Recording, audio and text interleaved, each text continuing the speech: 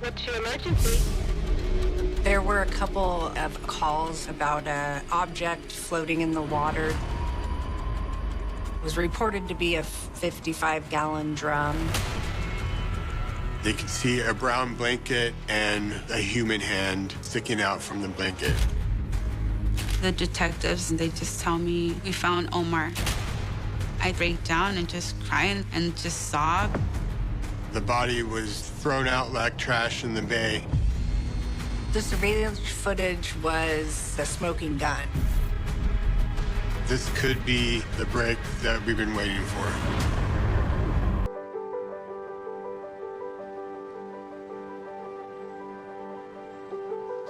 "28-year-old musician Omar Medina is visiting his mom. Omar was a quiet kid, but very observant. He was very, very smart. He was a brilliant musician. We grew up in a single-family home. And me being the oldest, I have a middle brother, and then he was a baby. My mom and him would communicate more like brother and sister, and I was the one who was like the mom to them. Look who it is. He was a great uncle. Omar! He was just brilliant. Kids loved my brother, you know? He was just so loving with them. I saw that he was like a little bit anxious. So, you know, he was kind of like pacing back and forth. And then I turned to his car and I saw that all his stuff was there. Omar is moving out of his house share. He hasn't yet lined up his next place. Gonna be okay? I'll be fine. I told him, I'm like, why don't you just leave your stuff here? You know, like just stay with my mom. But my aunts were at my mom's house and I have like 6 of them. So they were all there and chatting. And so he was like, no, I'll wait until they leave. So I said, okay. Yeah. Okay, I'll see you later. Take care, guys. Bye. Just tell my mom I'll be back. And I said, okay, well, just call me or let me know. So that day I was gonna go watch a movie with some friends. After I watched the movie, I get home and he wasn't there because he was supposed to come back home. I'm like, okay, where's he at? So I sent him a message and I saw that in Messenger that he received it. And then after a few hours, I sent another message and he didn't receive it. That's when I started getting a little bit worried, but then I'm like, okay, maybe just he went out with some friends or I don't know.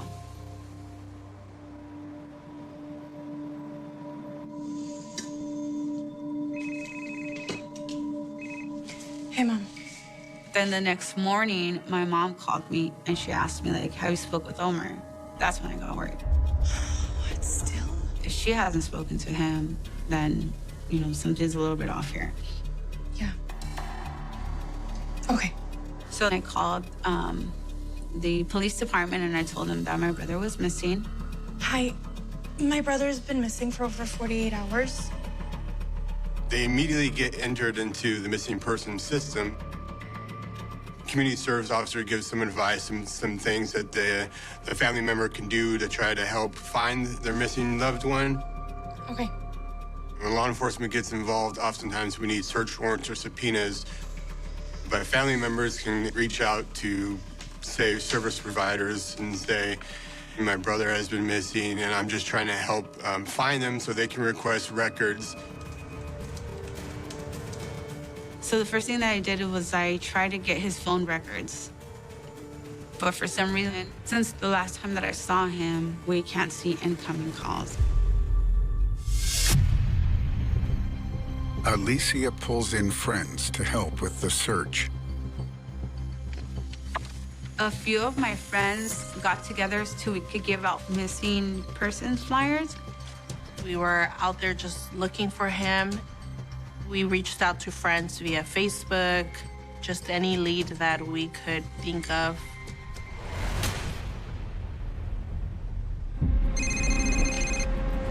Hey. I get a call. Hey, we found your brother's car. Okay, yeah. I'll be right there. Yeah. You need to come down here like right now. It was only like 2-3 blocks away from where Omar lived. So I get there and I tell everybody, do not touch the car. I'm looking at it. All his stuff is in the car. And we're just like, okay, this is it, right? Call the cops. The Chula Vista Police Department and officers, patrol officers, actually responded out to the scene. My brother's been missing for over 2 days, and we just found his car here. When I met Alicia, she was very desperate to find her brother. She found his vehicle, but it was unlocked. And a lot of property was in the vehicle. There's actually things, computers, there's guitars, there's really nice clothing. Considering the neighborhood that it was parked in, that's not very normal to leave your vehicle unlocked with all that property just being visible. To me, those were red flags that there was something more to this. I've opened plenty of trunks in the past. You never know what you're gonna get.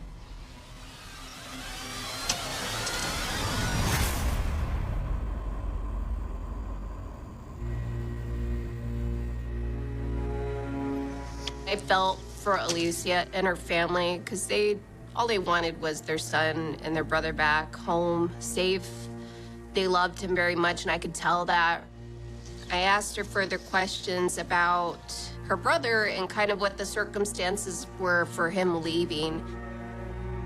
Alicia doesn't know why he moved out. So she asked me to go to Omar's old house. It was literally only like 4 blocks away from where the vehicle was found. Officer Garrett visits Omar's landlord, Tim Cook. I asked if he had seen Omar. Tim told me he had not seen Omar for maybe like 6 or 7 days, that he last saw him on his way to the casino. And I asked him if it was okay to go into his house to go look at Omar's room. There was another little house, maybe like a granny flat or a suite, that Tim told me Omar lived in.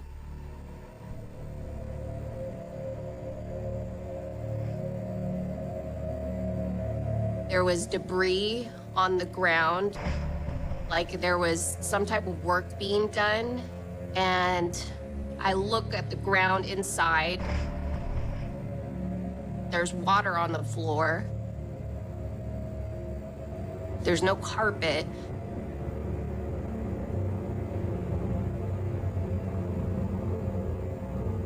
There's a window broken out. Tim told me that he was renovating it. Omar was a messy person, so he was cleaning it up to basically make some sort of game room.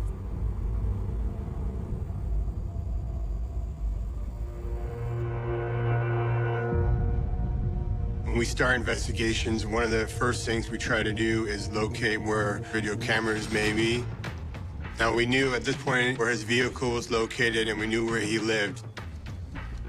At the end of his block was a major intersection. And there is a gas station there that had video surveillance that showed the most logical point for his vehicle to move to the point where it was located. Detectives believe this may offer clues to where Omar went next.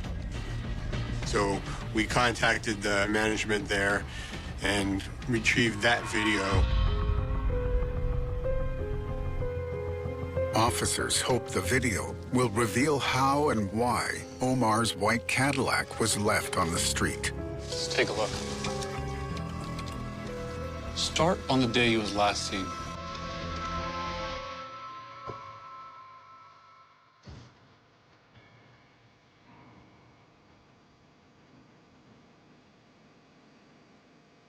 Fast forward.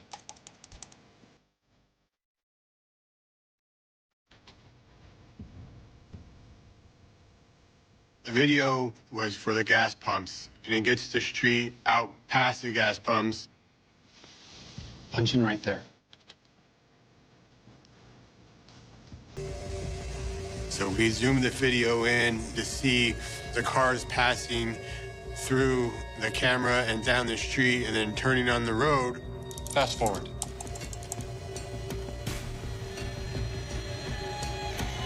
We're looking for Omar or his vehicle, and we knew what Omar's car looked like.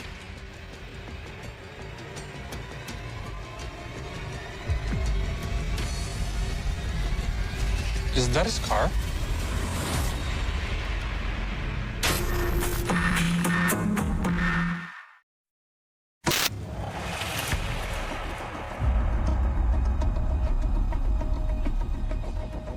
We see a white car coming up to the stop sign to go into the intersection off of Omar Street.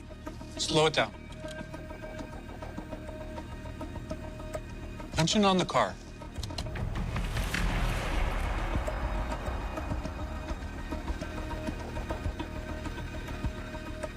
It looks like Omar's. Play that bit again.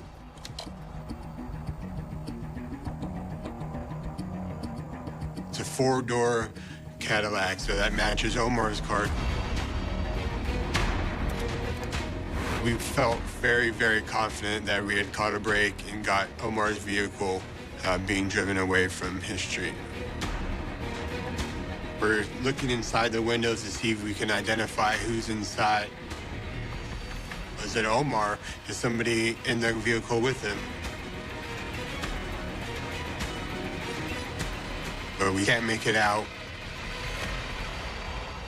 Let it play a while. We had to keep watching the video to see if there's more evidence.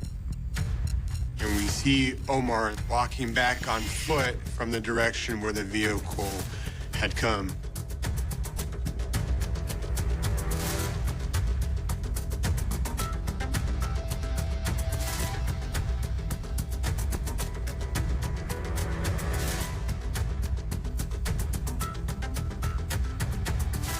Not coming back. Investigators now have Omar's car driving to where it was discovered at 4 p.m. on the day after his family last heard from him. But they don't know who is driving it. We need to find additional pieces to kind of put together a timeline and lead the investigation.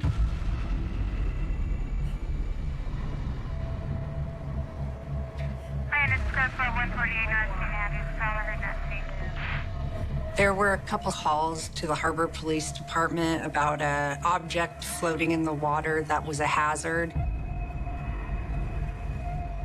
That was reported to be a 55-gallon drum. There were several holes drilled into it, and it had steel cable lines attached to cinder blocks.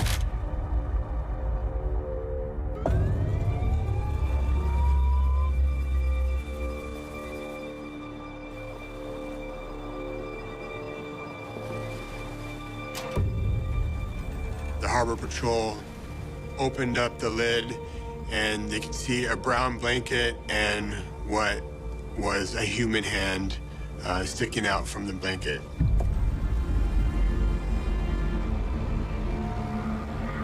This is a very different and disturbing way to find a victim. It was a gruesome discovery. It really struck home for not only the team, but the whole department and our city. The body was thrown out like trash out in the bay. The perpetrators didn't have any thought of human life.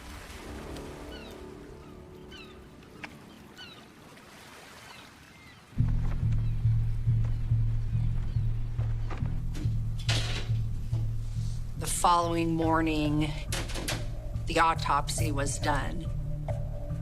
The pathologist was unable to accurately say when this person had been deceased or how long they had been in the water.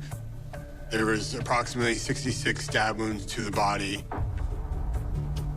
Based on the injuries, it was apparent that this was a very violent attack. Given the way that the victim was disposed of, it was someone who really would go to any lengths to make sure that this victim was never found again. There was no identification on them, but there were some tattoos on the body. In particular, there was a tattoo on his ankle. So we reached out to the family. I wanted to know if Omar had any tattoos or scars. And ultimately, they confirmed that there was a tattoo that matched the tattoo that was on the unidentified body. We believe that the body and barrel was Omar Medina. This now is officially a homicide investigation.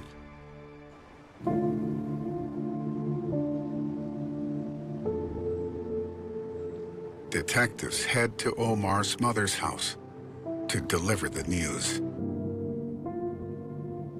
The detectives come in and they just tell me, we found Omar.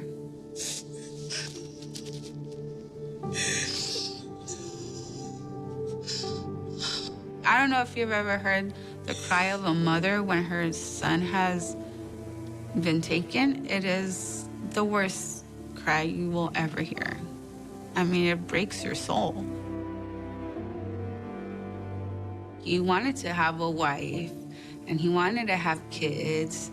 And, and I would tell him, like, I can't wait, to be an aunt to your kids and love on them and have that experience. Now that has been taken away from me because I'm never gonna get to experience that or see him that way.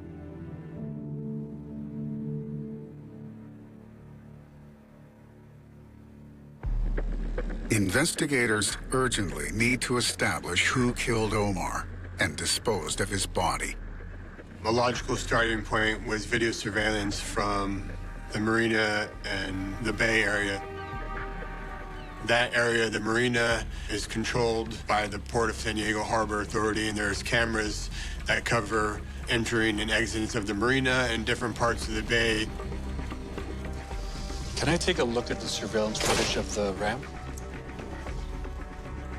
Start on the 30th, the day he disappeared.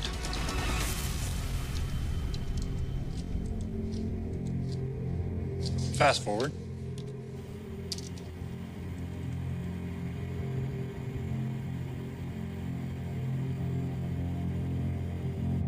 They switch to the day before the body is found.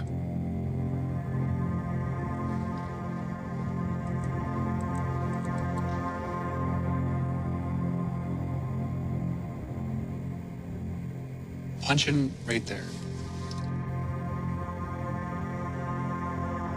You can see the green, what looked like a Ford F-150 pickup truck with sort of a tan stripe pull into camera view. Is that a normal boat for the harbor? Attached to it was a smaller boat, sort of looked like something you would take out on the lake. Those are freshwater boats. They're designed for freshwater fishing, and here it is going out in a saltwater Pacific Ocean. That boat didn't belong in that kind of water.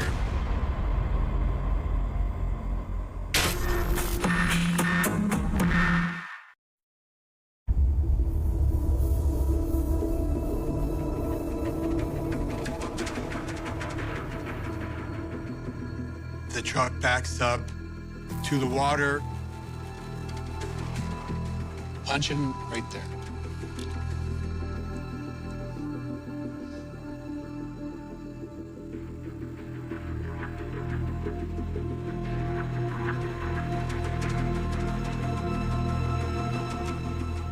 As we continue to watch the video, we see the boat go out of the jetty, out into the bay. Have you got a camera at the bay?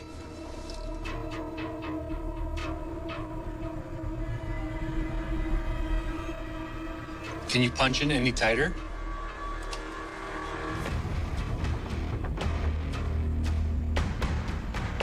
That captured the boat very far off, not clear at all, but actually heading out into the harbor. And then disappearance out of the camera view. See if you can find them coming back.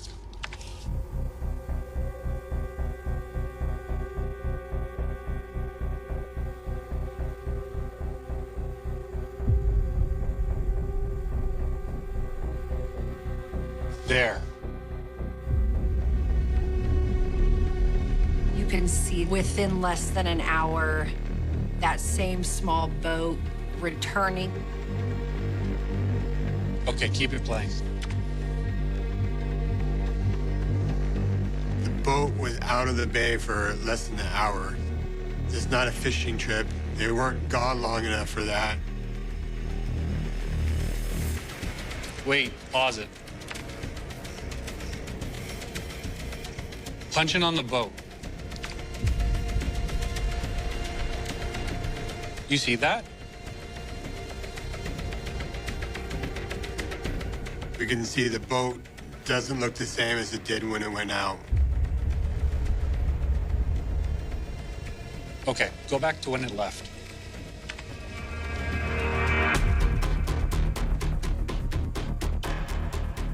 The boat is higher up in the water.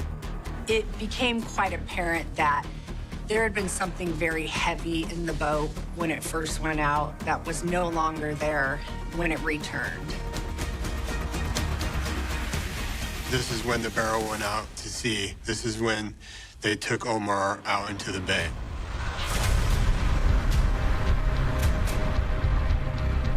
Go through the footage of the truck again.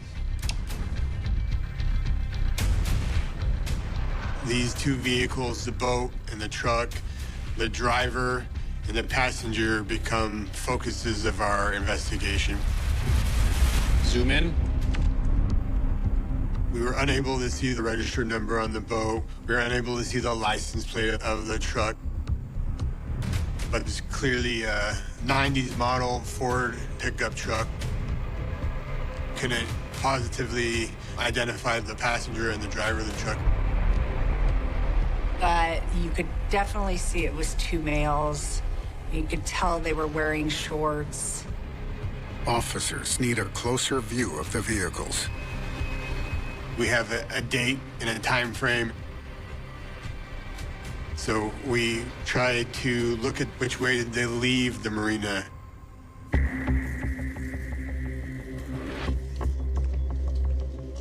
Detectives collect video surveillance from a building near the harbor. Load it up.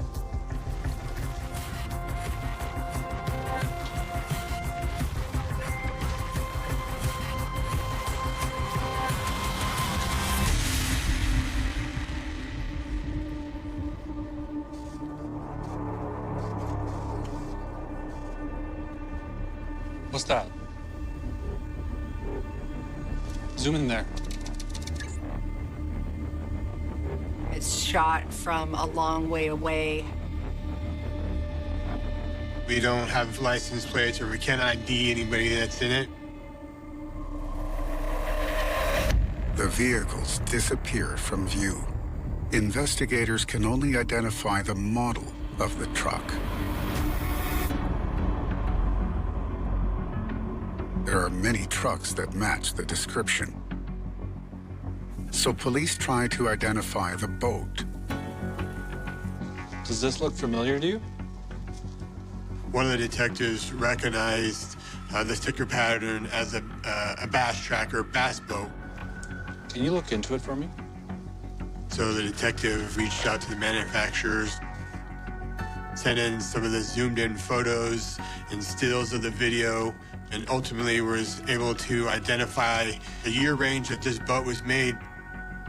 We then contacted the California Department of Motor Vehicles for boats that were registered with that model and that year, and got all the registered owners in San Diego County. And there were hundreds of people listed. We started our search from there. In the meantime, those closest to Omar are facing the news of his death. Although it was news that nobody wants to hear, it was a really big relief because we knew where he was. And although it wasn't the state that we wanted him in, we knew that we wouldn't go crazy just looking for him for the rest of our lives. And I just prayed that he didn't suffer. As strong as I try to be in front of my mom, in my times alone, I would break down and just cry and just sob. Desperation that I'm never gonna see him. Like, if I think about it a little bit too hard, I'll go crazy. You know, and I try not to open that door.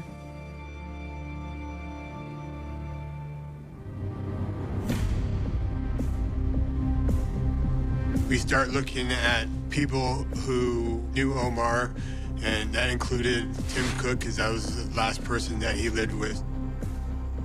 Tim Cook, he had just kicked him out of the detached room in the back of the house right before he went missing. And so detectives focused in on trying to figure out, okay, is he a suspect? Detectives set up surveillance. And they saw Tim Cook out in front of the residence, pressure washing the driveway, packing up a lot of stuff in trash bags, loading these trash bags into his vehicle that was parked in the driveway. Cook left in his red car. Then we effected a traffic stop. Inside the bags, there was various wet rags, random clothing, and there was a distinct smell of bleach.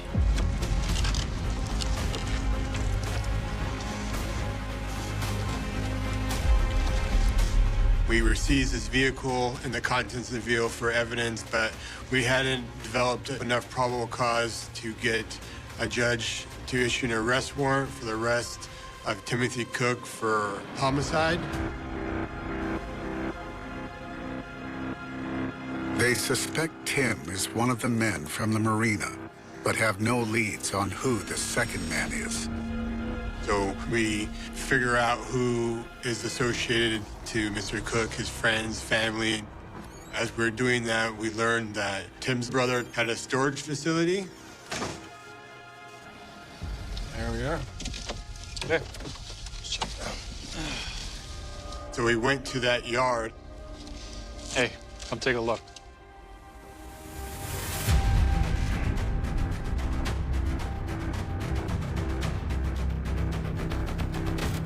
The truck matches the one from the marina footage. It was pretty apparent that that was the truck that was used. This could be the break that we've been waiting for.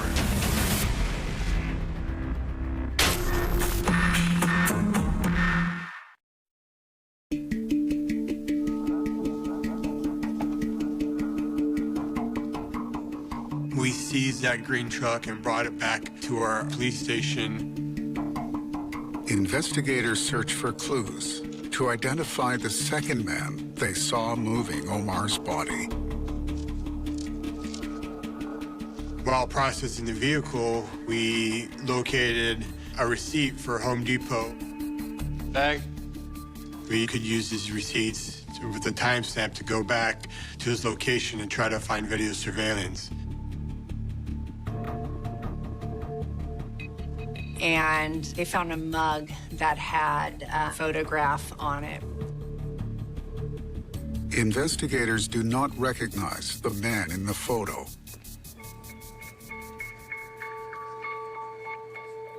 They processed that receipt for any potential forensic evidence. A fingerprint was found on that particular receipt. Thanks. We started looking into the fingerprints. We got some photographs. His photograph matches the mug. The fingerprint belongs to a man named Derek Spurgeon. Derek Spurgeon had an address of record that was out in the East County, almost 30-minute drive from our current location. Can you cross-reference this to the boat addresses?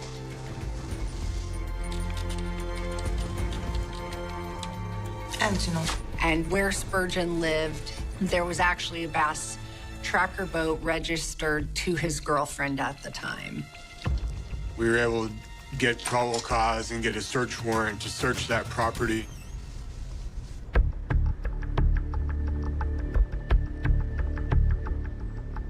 I think this is the boat. We went to the property and seized the boat that we believed was used to dispose of Omar Medina's body. Part of it had been taken apart. There were various seating areas that had been unscrewed. They were also able to remove the carpeting from the bottom of the boat. There were numerous cinder blocks that were very similar to cinder blocks that were used to hold the barrel down. Though compelling, the evidence is not enough to make an arrest. The CCTV from the harbor isn't clear enough to identify the suspects. The investigators return to the receipt found in the seized truck. They view footage from the time of the purchase. Let's start with the registers.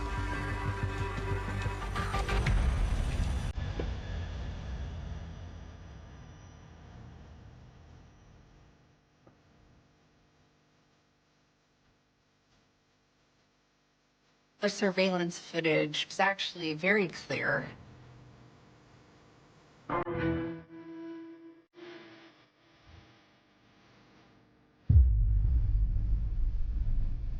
Pause it there. Punching right there. That's him.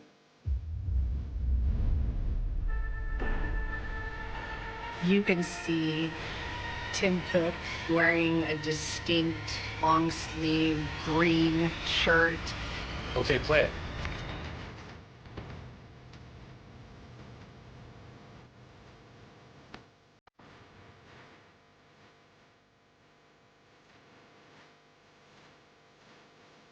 Punching right there.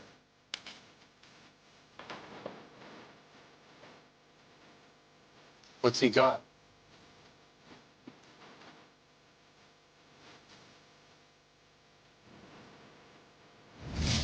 He's carrying cleaning supplies, a push broom, some scrub brush. His work is scaffolding. He's not a cleaner. So why does he need all these cleaning supplies? Why does he need these brand new brushes? Tim Cook is now a prime suspect, but the evidence is still circumstantial. So he wasn't arrested at that time, but our search warrant was granted for the residence where Tim Cook and Omar Medina lived.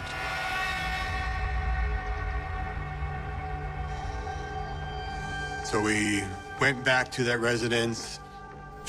We were aware from Officer Garrett's camera what it looked like when she was there.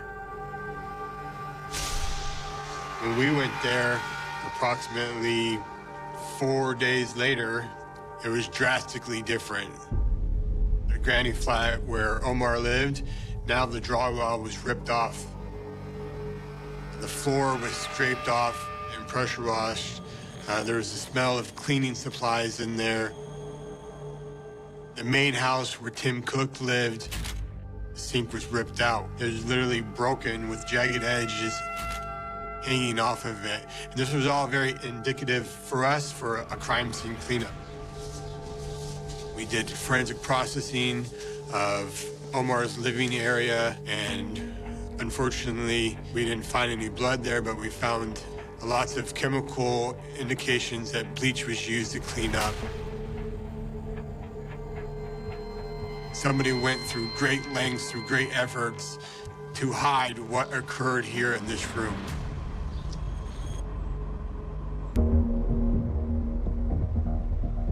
We were able to do search warrants for Tim Cook's Google account. And through that, we found that he had various photographs of all of Omar's banking information, social security number.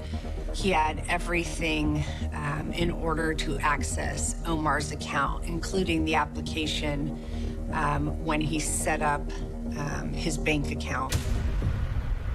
Investigators now have a possible motive, but they need proof it was Tim Cook and Derek Spurgeon who disposed of the body. We get video surveillance from a gas station and convenience store near Derek Spurgeon's residence. Played from 2 hours before the boat arrived at the marina.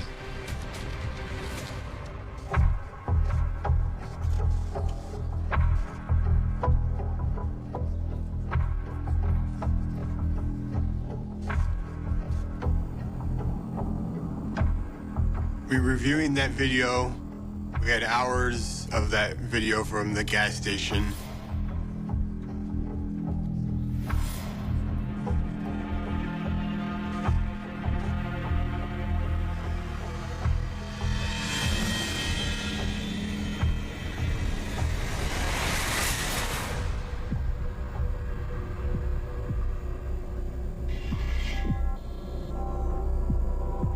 There it is.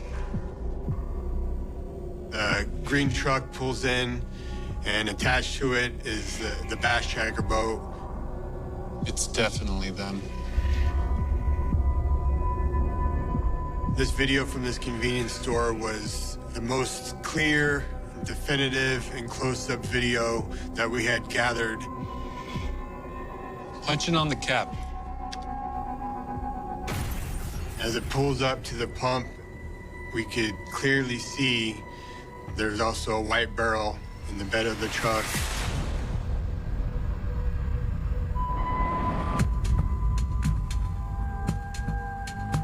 Come on, get out.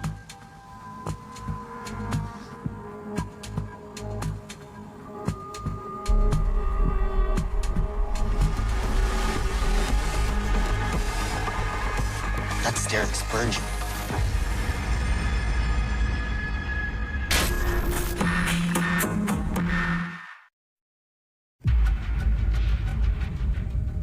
The passenger gets out, and his characteristics are matching that of Spurgeon.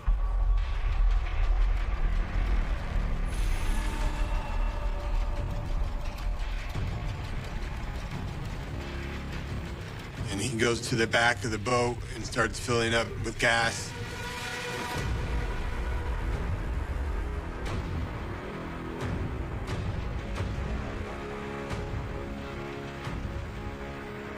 Zoom in on him.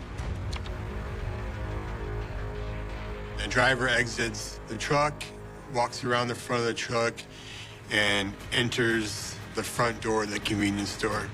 Did we get the internal footage?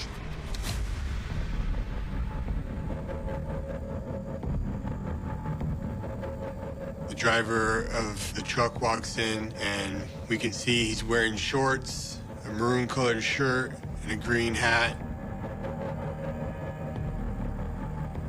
I can't see his face. Keep following him.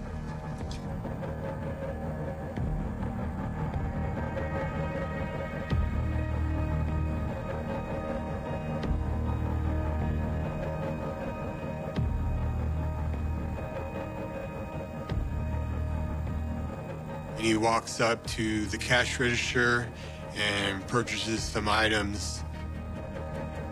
Kind of surreal when you're watching the video that everyone around is oblivious to the fact that there's Omar's dead body stuffed inside of the 55-gallon drum just sitting at the gas pumps. Wait, punch in there. He has a very distinct tattoo on one of his calves. Bring up the video from Cook's house.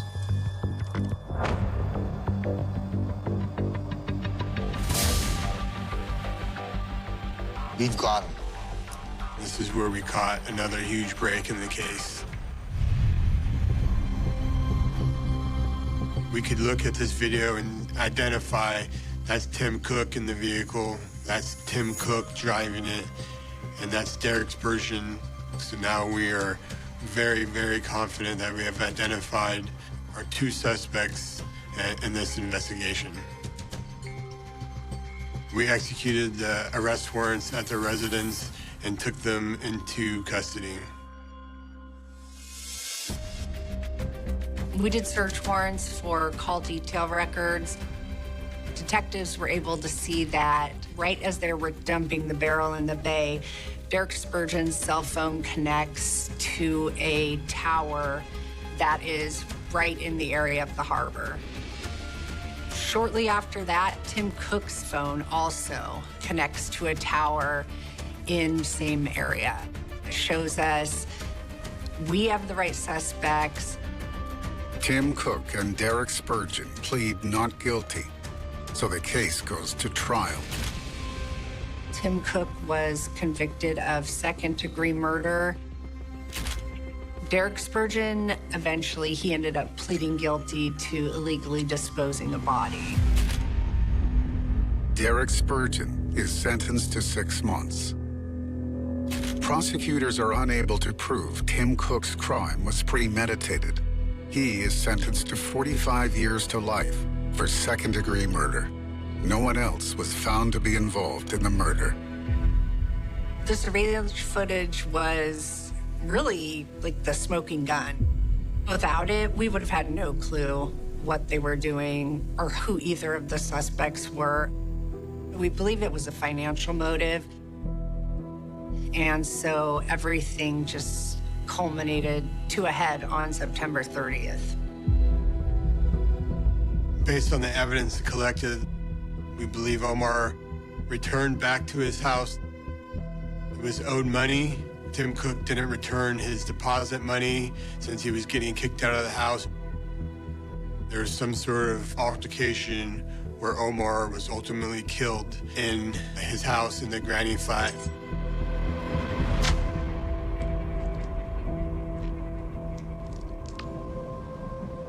Later that evening, we have Tim Cook on bank records depositing into an ATM where previously he had been texting his brothers asking for money.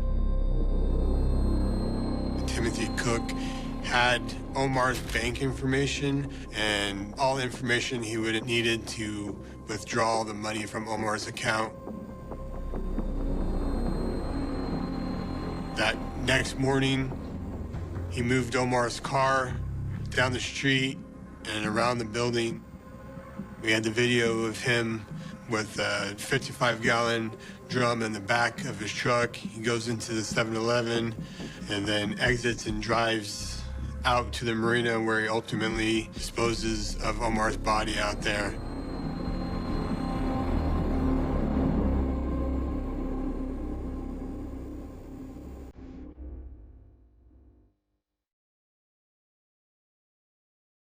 I don't know what is it that Mr. Cook possibly could have gone through or just, had in his heart or in his mind that he would be capable to do such a thing, over money.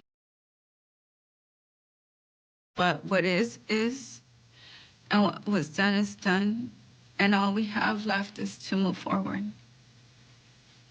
And what I wish he would tell me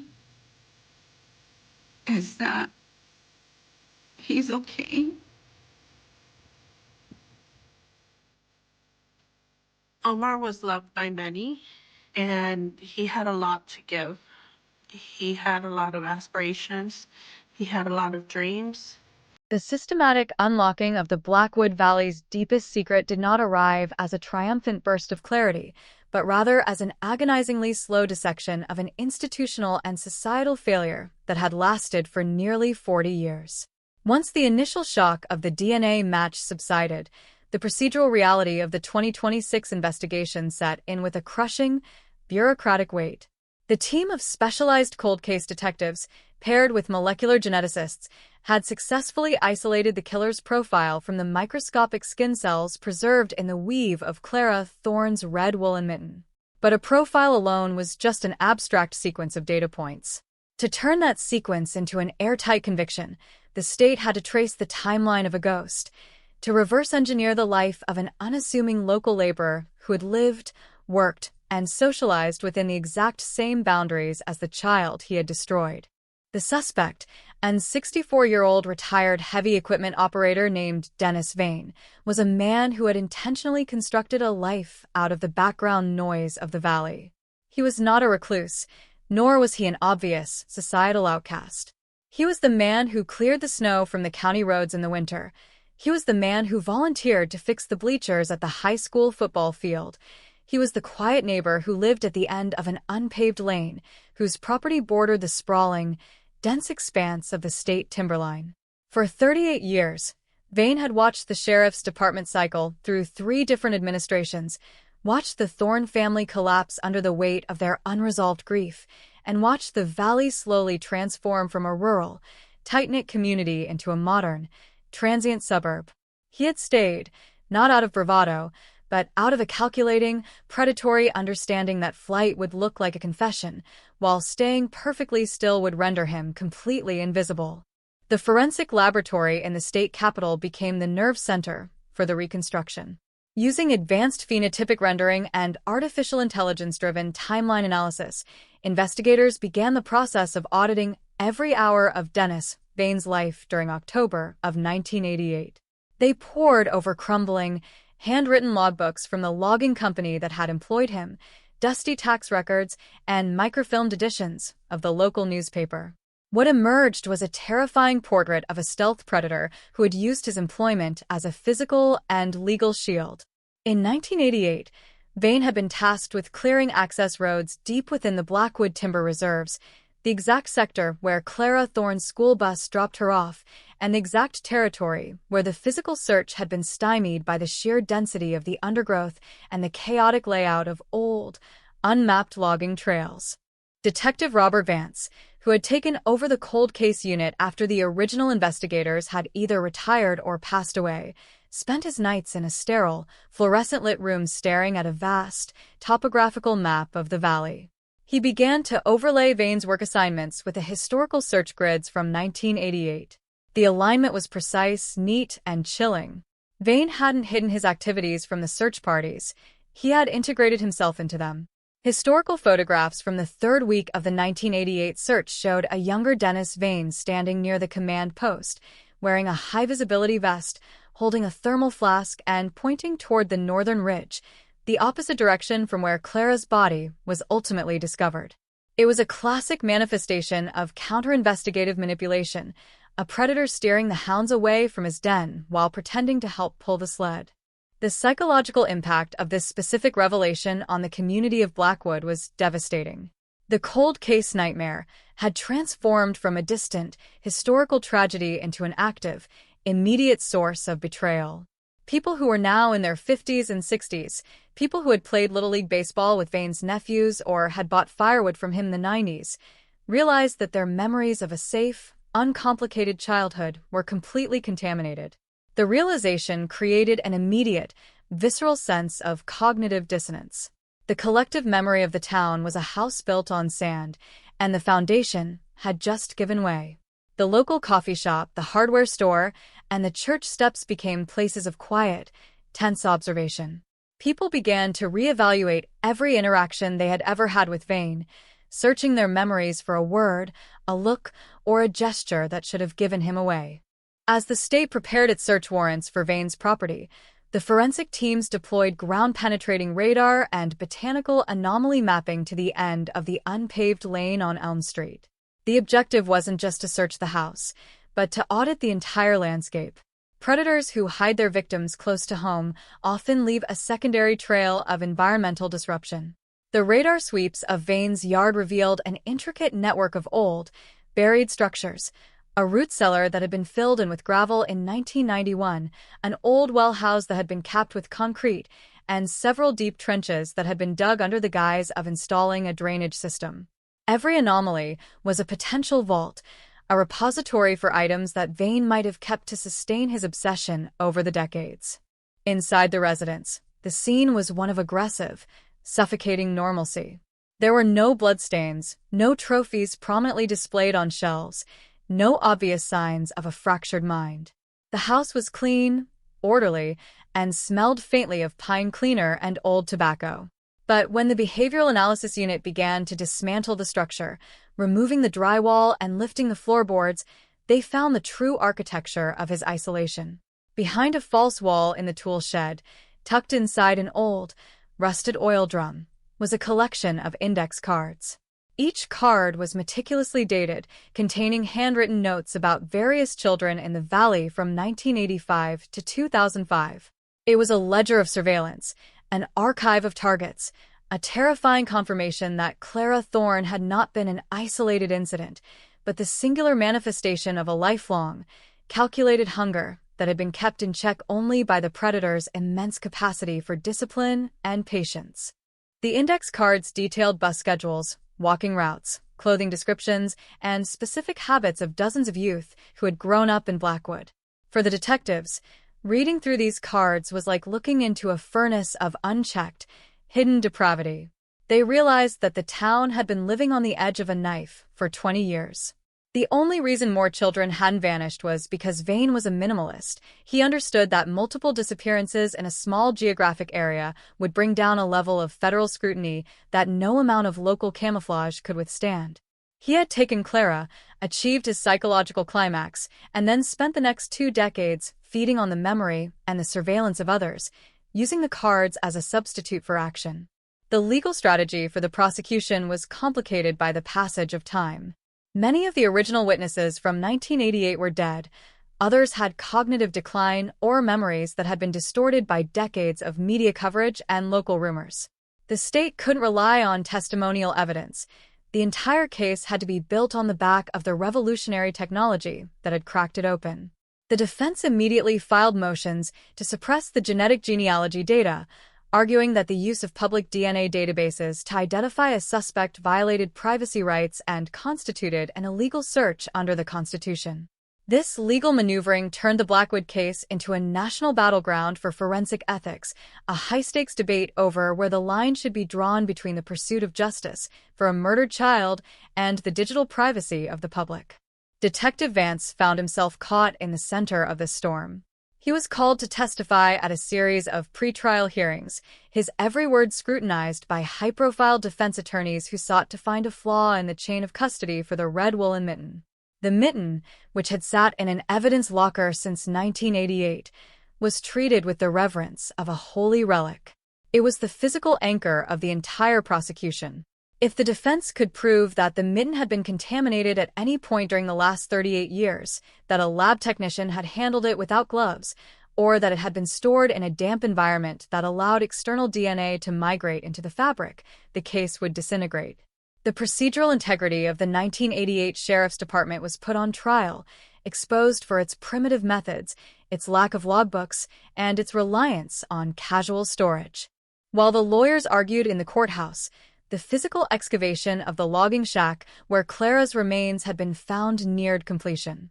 The shack, located in a remote valley pocket known as the Devil's Punch Bowl, had been completely enclosed by the forest over the decades. The roof had collapsed, the timbers had rotted into the soil, and the entire site had been covered by a thick carpet of moss and ferns. To the casual hiker, it looked like nothing more than a natural mound on the forest floor. But beneath that moss, the forensic archaeologists found the remains of a life cut short. The preservation of certain articles of clothing, specifically a synthetic nylon backpack and a pair of rubber-soled sneakers, allowed the team to reconstruct the exact posture of the victim at the time of her burial. She had been placed with a deliberate, ritualistic precision that mirrored the descriptions found in Vane's hidden index cards. The town of Blackwood was forced to watch this process unfold through the lens of a media apparatus that had become insatiable. True crime documentary crews, digital journalists, and independent podcasters rented out every motel room in the valley, turning the quiet streets into a permanent, brightly lit studio. They interviewed anyone who had ever met Vane, anyone who had gone to school with Clara, anyone who had an opinion on the case. The exploitation was total, turning the private, generational grief of the valley into a commodity to be consumed by millions of screens across the globe. The residents felt like animals in a cage, their history being rewritten by outsiders who didn't understand the nuance of the valley, who didn't understand the weight of the silence that had kept them alive for 40 years. The Thorne family, what remained of them, stayed deep within their home on the ridge. Clara's father had passed away in 2012, his heart broken by the decades of empty horizons. Her mother, Eleanor, now 81 and frail, was represented by her surviving son, Richard, who had been 14 when his sister vanished. Richard became the silent sentinel for the family, attending every court hearing, sitting in the front row of the gallery, his eyes locked onto the back of Dennis Vane's head.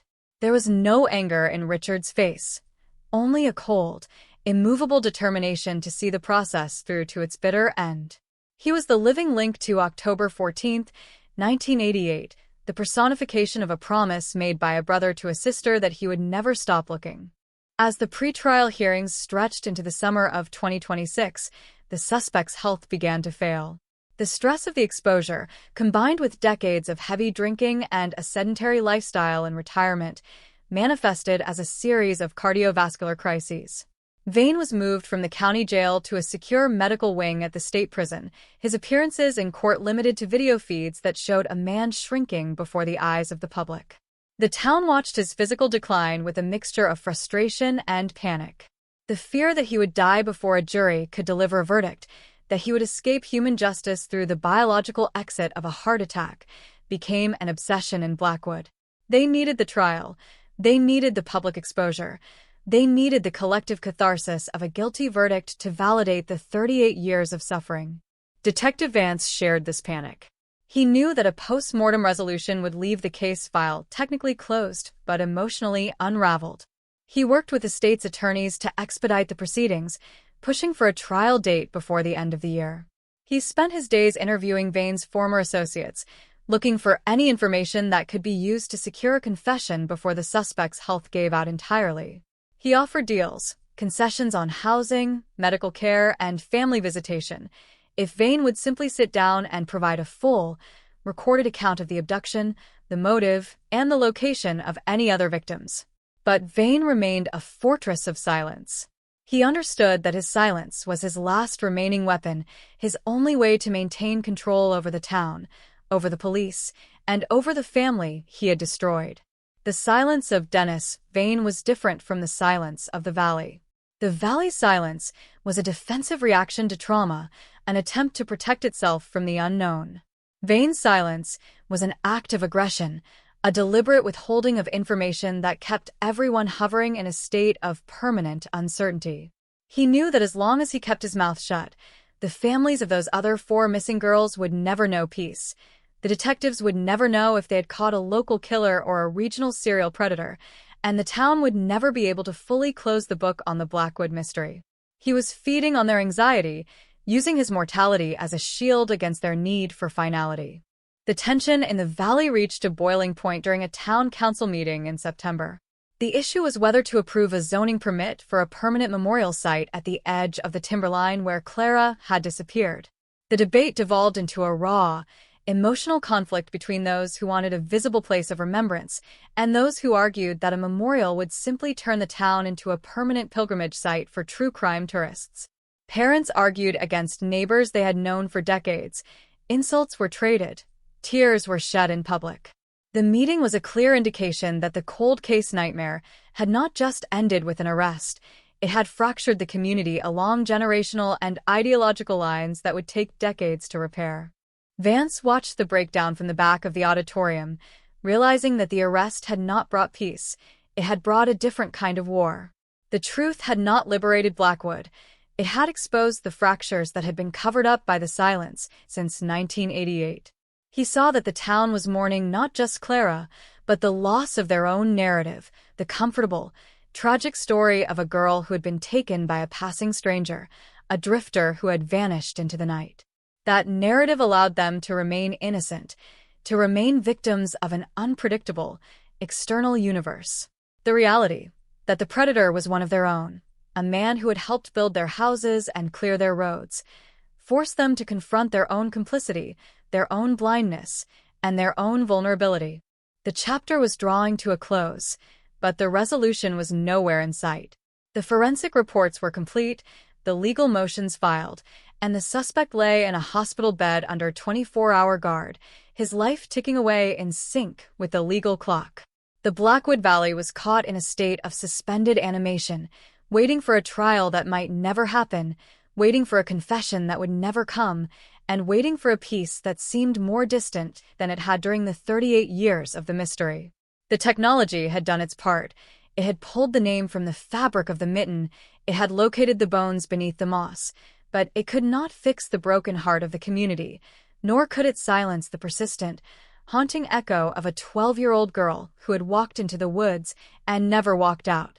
And so, the valley remained under its blanket of autumn mist, the trees shedding their leaves in a rhythmic, indifferent cycle that paid no heed to the human drama playing out in their shadows. The people of Blackwood continued to live, to work, and to watch, their eyes fixed on the horizon, their hearts heavy with the knowledge that the past was never truly behind them. It was right beneath their feet, waiting for the ground to shift, waiting for the truth to be told, and waiting for the silence to finally, fully, be broken. The legal gridlock that gripped the state capitol during the late summer of 2026 did nothing to cool the rising temperature within the Blackwood Valley. As the prosecution and defense teams traded increasingly hostile motions regarding the constitutional validity of genetic genealogy, Detective Robert Vance found himself tracking a different, far more volatile trajectory: the rapid deterioration of Dennis Vane's physical health. The suspect, confined to a secure, heavily monitored medical unit at the state penitentiary, was no longer the imposing, heavy equipment operator who had dominated the local landscape in the late 80s. He was a man being hollowed out from the inside by a series of aggressive cardiovascular failures, his body collapsing under the sudden, crushing weight of public exposure after 38 years of absolute, undisturbed anonymity. Vance spent his mornings in the medical wing, sitting in a plastic chair beside a bed surrounded by the rhythmic, invasive mechanical beeping of life support equipment. A state guard stood outside the door, but the real barrier between the detective and the truth wasn't physical. It was Vane's psychological armor. The old man lay there, his breathing shallow, his skin the color of old parchment, his eyes fixed on the ceiling with a flat, indifferent stare that defied every attempt at interrogation. Vance didn't bring anger into the room. He brought files. He brought the yellowed, crinkled maps from 1988. He brought the original, grainy Polaroids of the red woolen mitten. He brought the transcription of the index cards found behind the false wall in the tool shed. He laid them on the overbed table, a physical manifestation of the net that had finally closed around the predator. The strategy was no longer about securing a confession for Clara Thorne. The DNA evidence on the mitten and the forensic profile of the remains at the Devil's Punch Bowl had already sealed that narrative for a grand jury. Vance was fishing for the other four names. He was looking for the fates of the girls who had vanished from neighboring counties between 1991 and 2004, the ones whose walking routes and bus schedules matched the terrifying, meticulous handwriting on the index cards. Every time Vance read a date or a name from those cards, he watched Vane's heart monitor. There were subtle, microscopic spikes in the digital pulse, a sudden, sharp jump in the mechanical rhythm whenever the name of a 14-year-old girl from 1995 was mentioned. Vane's mouth remained shut, but his biology was betraying his secrets, providing a ghostly validation to the detective's worst fears. Outside the hospital walls, the valley was undergoing a slow-motion psychological implosion. The news that the police had discovered a surveillance ledger containing the names of dozens of local children sent a wave of panic through the community that exceeded the trauma of the initial arrest. Parents who had raised their families in Blackwood during the 90s and early 2000s were suddenly flooded with a sickening, retrospective terror. They realized that their children hadn't just been playing in a safe, idyllic suburb. They had been moving through a landscape that was being actively, methodically audited by a predator who lived at the end of their street. The index cards were a catalog of near misses, a record of opportunities that Vane had either passed up or been prevented from executing by a stroke of pure, accidental luck. The local school district found itself under an intense, retroactive scrutiny. A group of parents organized an independent audit of the school's historical maintenance logs, discovering that Dennis Vane had held a seasonal contract to repair the district's buses throughout the early 90s. The implication was catastrophic. The man who had been tracking the schedules of the children had been given unrestricted access to the vehicles that transported them. The revelation shattered the last remaining illusions of institutional protection. The community realized that their safety nets hadn't just failed. They had been completely subverted by a man who understood how to exploit the casual, trusting nature of small-town administration. The school board meetings became arenas of raw, emotional fury, with residents demanding answers from officials who had long since retired. Meanwhile, the media presence in the valley had evolved from a temporary news event into a permanent, invasive ecosystem.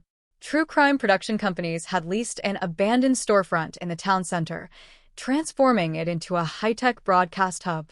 They produced nightly updates, complete with dramatic reenactments of the 1988 search and digital animations of the forensic technology used to isolate the DNA on the mitten.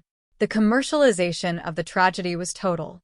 Tourists began to arrive on weekends, driving slowly down Elm Street to take photographs of the Vane property, their vehicles blocking the narrow lanes and forcing the local police to establish a permanent checkpoint. The residents felt like their home had been converted into a macabre amusement park, their private history turned into a script for global consumption. Richard Thorne, Clara's surviving brother, became the focal point for the town's resistance against the media onslaught. He refused every interview, blocked camera crews from approaching his mother's home, and issued a single, terse statement through the family's attorney. "We are not characters in a show. We are families living in a graveyard." Richard spent his days at the cemetery on the ridge, clearing the overgrown grass around the family plot where a small, temporary marker had been placed over the box containing Clara's remains. The formal burial had been postponed by the state medical examiner's office, as the forensic anthropologists were still running chemical analyses on the bone fragments to determine if there were indicators of long-term captivity or commingling with other remains, a terrifying possibility that kept the entire investigation in a state of clinical, tight-lipped suspense. Detective Vance, running on 3 hours of sleep a night, began to trace Vane's financial history, looking for any evidence of hidden properties or secondary storage facilities. He discovered that in 1993, Vane had purchased a small, 5-acre parcel of land in an unmapped swamp pocket near the southern edge of the county. The transaction had been made under a defunct corporate name, a shell company that Vane had set up using his contracting license. The discovery sent a fresh shockwave through the precinct. Vance immediately organized a task force, deploying teams with cadaver dogs and ground-penetrating radar to the southern marshland. The terrain was brutal, an unnavigable labyrinth of quicksand, dead cypress trees, and stagnant water that had been ignored by developers for a century. The search of the swamp property was carried out under a heavy, oppressive August heat wave that turned the marsh into a steaming cauldron. The air was thick with mosquitoes and the smell of decaying vegetation, the silence broken only by the sloshing of boots through the black mud and the occasional, sharp bark of the search dogs. For 4 days, the radar units scanned the few patches of solid ground within the parcel, mapping several anomalies that lay deep beneath the root systems of the ancient willows.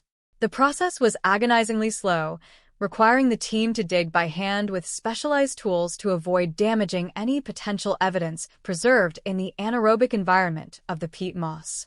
On the 5th day, one of the dogs alerted on a mound near an abandoned duck blind that Vane had constructed in the late 90s.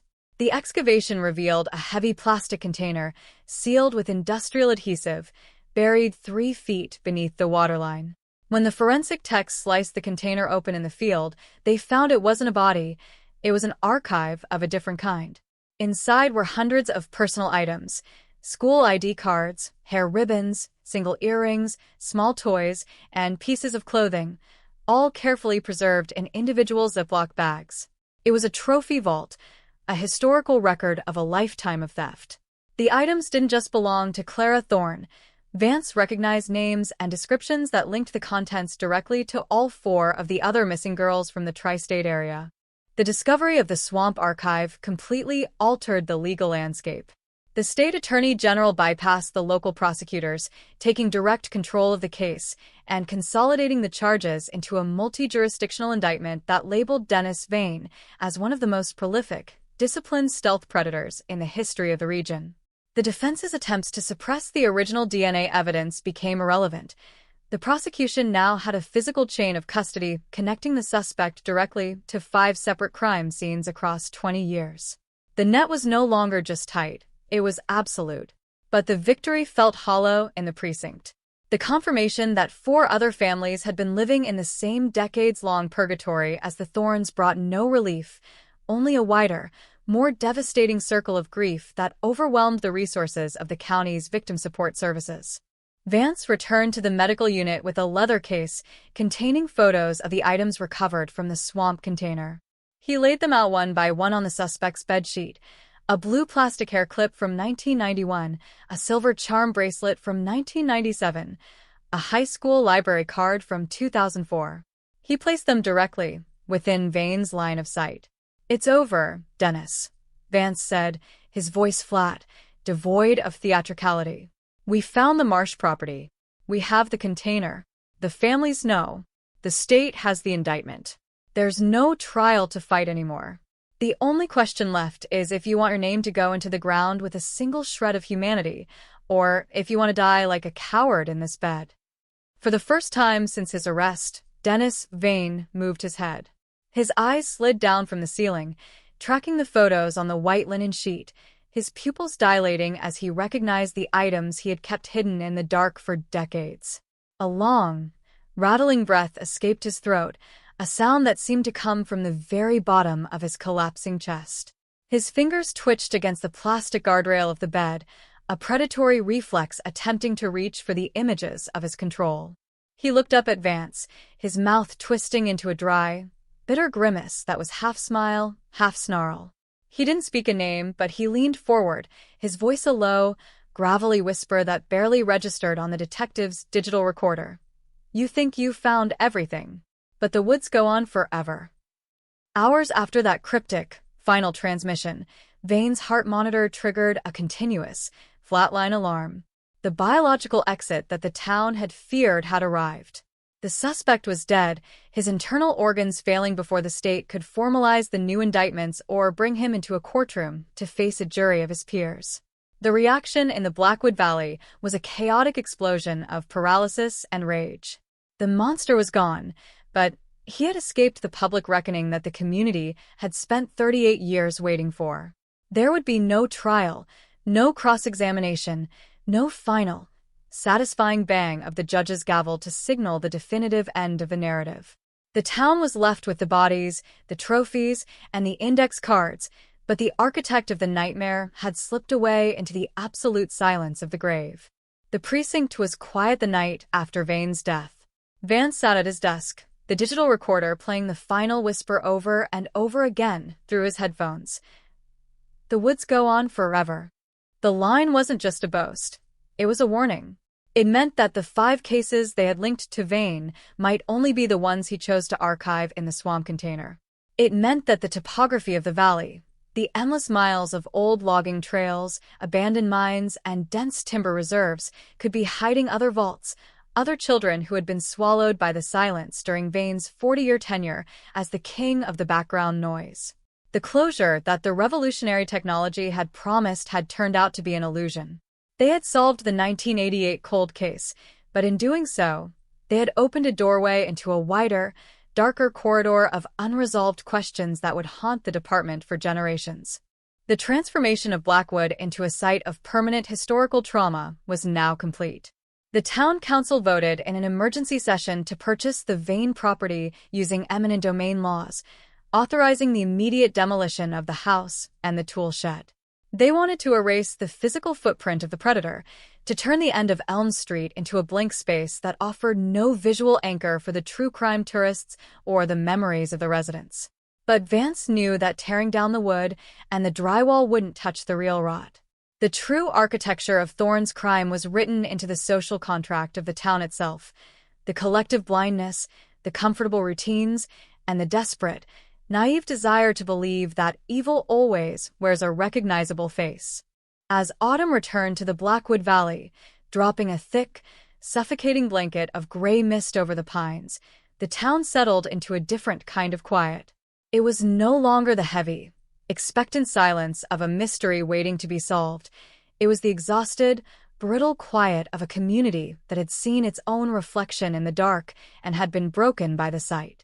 The families of the other 4 girls had arrived in the valley, not to celebrate justice, but to claim the items from the swamp container, the small, plastic fragments of their daughters' lives that had survived the decades in the muck. They stood outside the courthouse in the rain, holding the Ziploc bags against their chests, their faces ghosts in the damp afternoon light, bound together by a shared, permanent sorrow that no technology could ever repair. Richard Thorne finally held the burial for his sister on a cold, Tuesday morning in October, exactly 38 years to the day since she had stepped off the school bus. There were no cameras, no town officials, and no speeches. Just Richard, his elderly mother in a wheelchair, and Detective Vance standing under a black umbrella at the edge of the ridge. As the small casket was lowered into the damp clay, the wind moved through the Blackwood pines, a long, low sigh that sounded like a human voice caught in the branches. Eleanor Thorne reached out, her frail, trembling hand placing a single red woolen mitten on top of the polished wood before the first shovelful of earth fell. It was the end of the 1988 case file, but as Vance looked out over the endless, dark canopy of the forest stretching into the horizon, he knew the nightmare had no boundary line. The files were closed, the suspect was dead, but the valley would be looking into the shadows of the woods forever. The mechanical demolition of the house at the end of Elm Street began under a bruised, purple dawn, the heavy yellow jaws of the excavator tearing into the roofline with a violent, splintering crunch that seemed to echo across the entire expanse of the Blackwood Valley. The town council had rushed the permits through a series of closed-door emergency sessions, desperate to flatten the physical shell of Dennis Vane's double life before the autumn frost could freeze the soil, but the destruction of the wood and plaster did nothing to alleviate the dense, pressurized atmosphere that hung over the neighborhood. For 38 years, that house had been an unremarkable node in the suburban grid, a place where a quiet man kept his lawn mowed and his gutters cleared. But now, as the drywall crumbled into gray dust, it revealed itself as the structural core of a generational deception. The residents stood at the perimeter tape in the damp morning air, their faces pale and drawn, watching the claw reveal the hollow spaces between the walls where a predator had lived, slept, and maintained a ledger of their children's lives without ever triggering a single alarm. Detective Robert Vance stayed at the edge of the debris field, his boots coated in the fine, chalky dust of the pulverized foundation, his eyes tracking the workmen as they sorted the wreckage for any final, overlooked fragments of evidence. The death of Dennis Vane in the secure medical unit had effectively aborted the state's legal circus, leaving the precinct with an absolute, undeniable confirmation of guilt, but no venue to display it. There would be no cross-examination of the index cards, no public display of the swamp archive, and no dramatic moment where the families of the 5 identified victims could stand in a gallery and look the monster in the eye as a judge passed sentence. The legal file was marked closed due to death of subject, a clinical, bureaucratic stamp that felt like an insult to the decades of agonizing uncertainty that had preceded the breakthrough. Vance felt the weight of that incompletion in his lungs. He had delivered the truth to the valley via the most revolutionary forensic technology available, but the truth had turned out to be a volatile, corrosive element that was currently eating through the social fabric of the community. The immediate crisis within the Blackwood Police Department had shifted from investigation to containment. The discovery of the surveillance ledger, the hundreds of index cards detailing the names, clothing choices, and transit routes of local youth spanning 2 decades, had triggered a massive, uncontrollable wave of retroactive paranoia among the population. The department's phone lines were jammed continuously with calls from adults who had grown up in the valley during the 90s, people who were now in their 30s and 40s, demanding to know if their names were in Vane's archive. Vance had been forced to establish a dedicated review team in the precinct's basement, where detectives sat under flickering fluorescent bulbs, cross-referencing the handwritten notes with old-school yearbooks to answer the frantic questions of a generation that had suddenly realized they had been targets in a long-running, invisible lottery. The psychological destabilization of the town was total, manifesting as a pervasive, defensive insularity that turned neighbor against neighbor. The realization that Vane had used his position as a seasonal school bus mechanic and county laborer to monitor his targets meant that every public institution in Blackwood was now viewed as a potential incubator for predatory behavior. If the man who fixed the brakes on the school buses was the same man who had stolen Clara Thorne from the edge of the highway, then the very concept of civic trust was dead. The local hardware store, the diner near the old logging mill, and the steps of the municipal building became spaces of tense, guarded interactions. Long-term friendships dissolved over whispered accusations of historical blindness, with residents demanding to know how anyone could have spent decades working alongside Vane without ever noticing the cold, hollow core beneath his polite exterior. The media presence, rather than packing up after the suspect's death, had mutated into a more aggressive, investigative entity. True crime documentarians and investigative journalists had realized that the Blackwood story wasn't just a classic cold case solved narrative, it was an unfolding case study in institutional failure and systemic oversight.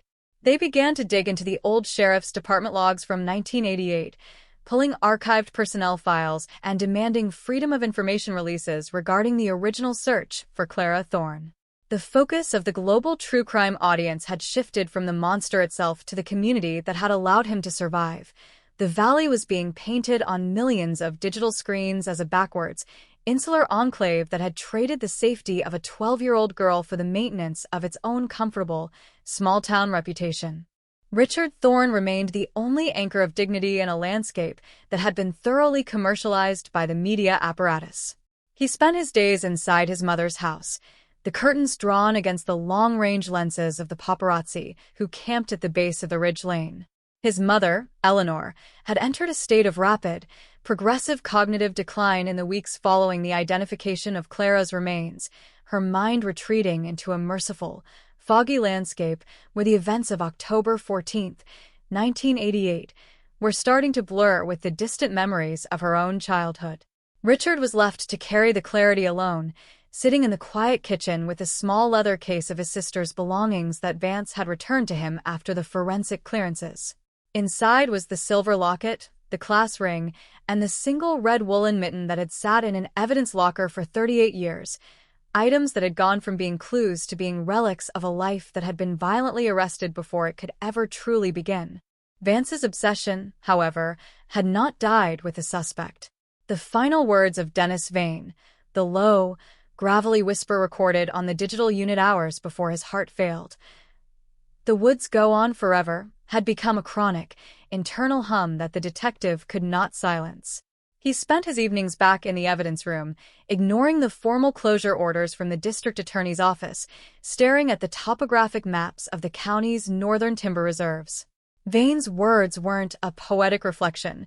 They were an architectural statement. The 5 girls linked to the swamp container represented the cases the state could prove through the recovery of physical trophies, but Vane's contracting logs showed that his access to the remote, unmapped sectors of the valley had been completely unrestricted for over 40 years. There were hundreds of square miles of old-growth forest, abandoned deep-shaft mines, and forgotten logging camps that had never been searched with modern equipment, a vast, green wilderness that had served as the background noise for Vane's life and could easily be the final, silent resting place for others who had slipped through the cracks of the state's missing persons registry.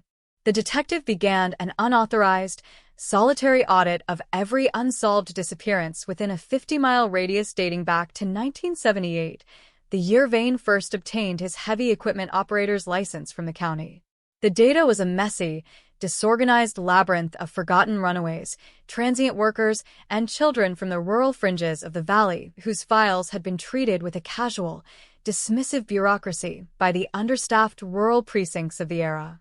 As Vance plotted the coordinates of these forgotten disappearances onto his master map, a terrifying, alternative geography of the Blackwood Valley began to take shape, a pattern of loss that followed the specific expansion of the county's infrastructure projects during the late 20th century. Everywhere the county had cut a new road, cleared a timber line, or installed a drainage network, a corresponding point of permanent absence appeared on the map. The physical reality of this alternative geography was brought home to Vance during a rain-drenched afternoon in late November, when a routine maintenance crew clearing a blocked culvert near the old iron bridge discovered a rusted iron footlocker buried deep within the silt of the creek bed. The bridge sat 3 miles west of the Thorne property, along an abandoned rail corridor that Vane's crew had been tasked with grading in the spring of 1994. When the precinct's forensic tech pried the padlock off the locker in the garage, they found no skeletal remains, but rather a collection of waterlogged, decayed journals that had been wrapped in heavy layers of industrial plastic to protect them from the dampness of the earth. These weren't the composition notebooks found in Vane's tool shed. These were older, the pages stiff with dried mud and mold, written in an erratic, frantic script that predated the discipline of his later years. Vance spent 72 continuous hours under the desk lamp, using specialized forensic lighting and magnification to decipher the bleeding, purple ink of the 1994 journals. What he found was the record of an internal war, the psychological documentation of a predator who was actively refining his methods of camouflage. In 1994, following the disappearance of the third girl from the neighboring county, Vane had realized that the local police were beginning to look at the patterns of seasonal labor in the valley. The journals detailed his conscious decision to become the most reliable, boring citizen the town had ever seen. He wrote about his attendance at church services, his donations to the volunteer fire department, and his deliberate interactions with the parents of his targets, framing every social engagement as a layer of armor that would prevent the law from ever looking past his front door. They see what they want to see, Vane had written in a passage dated August 12, 1994. They want to see a good neighbor who cleans the snow and fixes the steps. If I give them that, they will give me everything else. The profound cynicism of that entry was the definitive insight into the Oakhaven and Blackwood cases. The cold case hadn't remained unsolved because Vane was a criminal mastermind. It had remained unsolved because the community was a willing participant in its own deception, choosing the comfort of an orderly, predictable environment over the disruptive, terrifying reality of a predator in their midst. The system had functioned precisely as Vane had intended, using its own inertia and its commitment to public normalcy to shield him from scrutiny for nearly 4 decades. Vance felt a cold, deep-seated disgust for the machinery he represented, a machinery that had required 38 years and a revolution in molecular computing to find a child who had been buried 3 miles from her school bus stop. The demolition of the Elm Street house was completed on the first Saturday of December, leaving behind nothing but a flat, gray scar of gravel and crushed stone at the end of the unpaved lane. The town council had announced plans to transform the site into a green space for reflection, an administrative phrase that fooled no one. The lot remained empty, avoided by the dog walkers and the delivery drivers, a dead zone in the middle of the suburb that everyone hurried past with their eyes fixed firmly on the road ahead. The physical erasure of the structure had not cleansed the neighborhood. It had merely made the silence louder, leaving the remaining residents with a raw, exposed view of the timberline that had once been hidden behind Thorne's tool shed, the same dark wall of pines that had swallowed Clara Thorne in 1988 and was still holding the secrets of the valley within its shadows. As the winter of 2026 tightened its grip on Blackwood, dropping temperatures below zero and turning the mist into a hard, crystalline frost that coated the needles of the pines, Vance knew his time at the precinct was running out. The state authorities had already begun the process of winding down the multi-jurisdictional task force, the resources being pulled back to handle the immediate, modern crises of the state's urban centers. The cold case nightmare was considered a historical success, a showcase for the revolutionary tech that had proven its worth to the legislature, but for Vance, the victory was a fiction. He stood at his office window, watching the snow begin to fall over the valley, his desk covered in the unauthorized maps and the transcriptions of the 1994 journals, the evidence of a wider, darker history that the state had no interest in investigating. He realized that the true legacy of the Clara Thorne case was not the resolution of a 38-year-old file, but the permanent alteration of the valley's gravity. The town could change its zoning laws, tear down its houses, and pave over its graves, but it could never return to the naive, uncomplicated world that had existed before October 14, 1988. They were now a population of witnesses, a community that had seen the face of the monster and had been forced to recognize that he looked exactly like them. The silence that settled over Blackwood with the winter snow was no longer the peaceful quiet of a rural valley. It was the heavy, defensive silence of a fortress that had been breached from within, a community that would spend the rest of its history looking over its shoulder, waiting for the past to reach out from the woods and drag them back into the dark. The digital recorder on Vance's desk sat quiet, the battery dead, the final whisper of Dennis Vane preserved only in the typed transcripts that would soon be filed away in the state archives, another layer of ink on yellowed paper that would gather dust in the dark. The investigation was over by the rules of the state. The suspect was in the ground, and the victim had been returned to the clay, but the valley remained caught in the long, slow ripple of the trauma, a permanent, indelible mark on the landscape that would outlast the detectives, the lawyers, and the town itself. The technology had delivered the truth, but the truth had left them with nothing but the cold, hard reality that some nightmares never truly end. They merely become the terrain we are forced to walk upon for the rest of our lives. The arrival of mid-December 2026 brought a brutal, historic blizzard that effectively sealed the Blackwood Valley under 3 feet of dense, unyielding ice, forcing the town into a state of physical paralysis that perfectly mirrored its psychological stagnation. The yellow excavators that had dismantled the house on Elm Street sat abandoned at the edge of the gravel scar, their metal joints frozen stiff and covered in white drifts, looking like skeletal monuments to an interrupted purge. The active investigation had been systematically dismantled by the state authorities, the multi-jurisdictional task force dissolved, and the high-tech equipment packed into the backs of black SUVs that had vanished down the highway toward the Capitol weeks ago. The state had got what it needed, a high-profile demonstration of revolutionary molecular computing that could be used to justify the forensic laboratory's budget to the legislature, but they had left the local community to rot in the cold, hard reality of the truth. Detective Robert Vance remained inside the precinct, his office heated only by a temperamental radiator that clanked rhythmically through the night like a dying engine. He had ignored 3 separate administrative directives from the regional director to pack his files and transfer his attention to the current backlog of modern, urban homicides. Instead, he spent his waking hours under the green glow of his desk lamp, surrounded by the physical artifacts of a 40-year-old deception. On his desk lay the transcription of the 1994 journals recovered from the creek bed, their pages carefully dried and preserved under sheets of heavy acetate. The prose within those journals was not the work of a chaotic madman. It was the clinical, operational manual of an apex predator who had mapped the vulnerabilities of the suburb with the precision of an engineer. Vane had understood that the modern suburb was built on a foundation of enforced politeness, a social contract that penalized suspicion and rewarded outward compliance.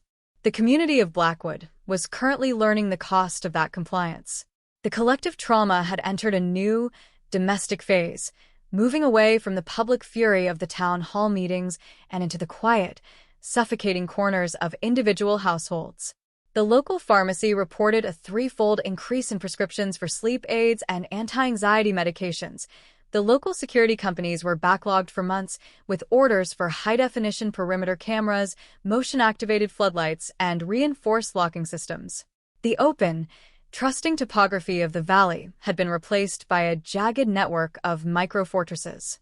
Parents who had once allowed their children to roam the timberline until sunset now refused to let them stand at the edge of the driveway to wait for the school bus, their vigilance driven by the sudden, terrifying realization that the infrastructure designed to protect them had been the very tool Vane used to track his targets. The retroactive paranoia that surrounded the surveillance ledger, the hundreds of index cards detailing the micro-movements of local youth across 2 decades, had created an atmosphere of deep, toxic resentment between the generations. The adults who had grown up in Blackwood during the 90s, the ones whose names were scrawled in Vane's precise handwriting, began to look at their elderly parents with a silent, burning accusation. How could you not have known? How could you have watched this man repair our school buses, clear our roads, and sit in the pews of our church for 30 years without ever sensing the dead space behind his eyes? The elderly population, who had built the suburb on the post-war promise of safety and predictable progress, had no answers. They could only retreat into a defensive, fragile silence, their self-conception as protective guardians utterly destroyed by the contents of a rusted oil drum found in a handyman's tool shed. The media presence had also shifted, morphing from the sensational, breaking news coverage of the summer into a more predatory, long-form investigative voyeurism. A major streaming network had permanently stationed a production team at the local motel, working on a multi-part documentary series titled The Background Noise. They weren't interested in the forensic technology anymore. They were interested in the pathology of the community. They were filming the empty streets, the shuttered storefronts, and the scarred, gray gravel lot at the end of Elm Street, painting Blackwood to a global audience as a cursed, insular valley that had traded the life of a 12-year-old girl for the maintenance of its own sterile, middle-class peace. The residents felt like specimens under a microscope, their generational grief converted into entertainment for millions of viewers who would watch their unmaking from the comfort of their own living rooms. Richard Thorne had become completely unreachable, a ghost within his own property. He had boarded up the windows of the family home on the ridge that faced the highway, cutting off any line of sight for the paparazzi who still occasionally parked at the base of a lane with long-range lenses. His mother, Eleanor, had been moved to a specialized care facility in a distant county under an assumed name, her cognitive deterioration accelerated by the shock of the summer's discoveries until she could no longer recognize her own son. Richard was left alone in the house where Clara had once lived, the room's silent save for the howling of the winter wind against the eaves. He spent his days maintaining a solitary, ritualistic vigil, refusing to speak to Vance, refusing to sign the papers for the official memorial trust, and refusing to allow the town council to use his sister's name for their proposed Unity Park. For Richard, the town's sudden desire to memorialize Clara was an act of rank hypocrisy, a late, bureaucratic attempt to absolve themselves of the 38 years of collective blindness that had left her bones to rot under the moss of the Devil's Punch Bowl. Vance, running on black coffee and adrenaline, turned his attention to the financial records of the shell company Vane had used to purchase the southern marshland. He discovered that the cash used to buy the swamp parcel in 1993 had been drawn from a series of safety deposit boxes registered under various aliases across 3 different states. The movement of the money followed a highly disciplined path that suggested Vane had been operating with a long-term, strategic plan to build an alternative, subterranean geography for his collection. The detective began to map these financial nodes against the master topographic map of the state, realizing that the 5 identified victims might only represent a fraction of Vane's activity. There were indicators of similar property transactions, small, worthless slivers of land near abandoned railway lines or contaminated industrial sites, purchased by the same shell corporation between 1978 and 1985, a period that predated the disappearance of Clara Thorne by an entire decade. The physical implications of this discovery were overwhelming. Vance realized that the state's declaration of a solved case was an artificial boundary line, a political decision to stop digging before they uncovered a scale of carnage that would completely overwhelm the state's criminal justice system. He stood before his map, his fingers tracing the coordinates of these newly discovered property nodes, feeling a sickening sensation of vertigo. The revolutionary technology had solved the 1988 cold case by matching the DNA on the mitten, but it had also acted as a crowbar, prying open a lid on a vast, dark reservoir of unresolved history that the system had no desire to explore. The bureaucracy wanted a clean victory, a neat press release, and a closed folder. They did not want a multi-generational, regional investigation into a serial predator who had spent 40 years using the county's own infrastructure projects to bury his targets. On a freezing Tuesday afternoon in mid-December, Vance received an unexpected visit from the county's retired sheriff, Arthur Sterling, the man who had led the initial, chaotic search for Clara Thorne in October of 1988.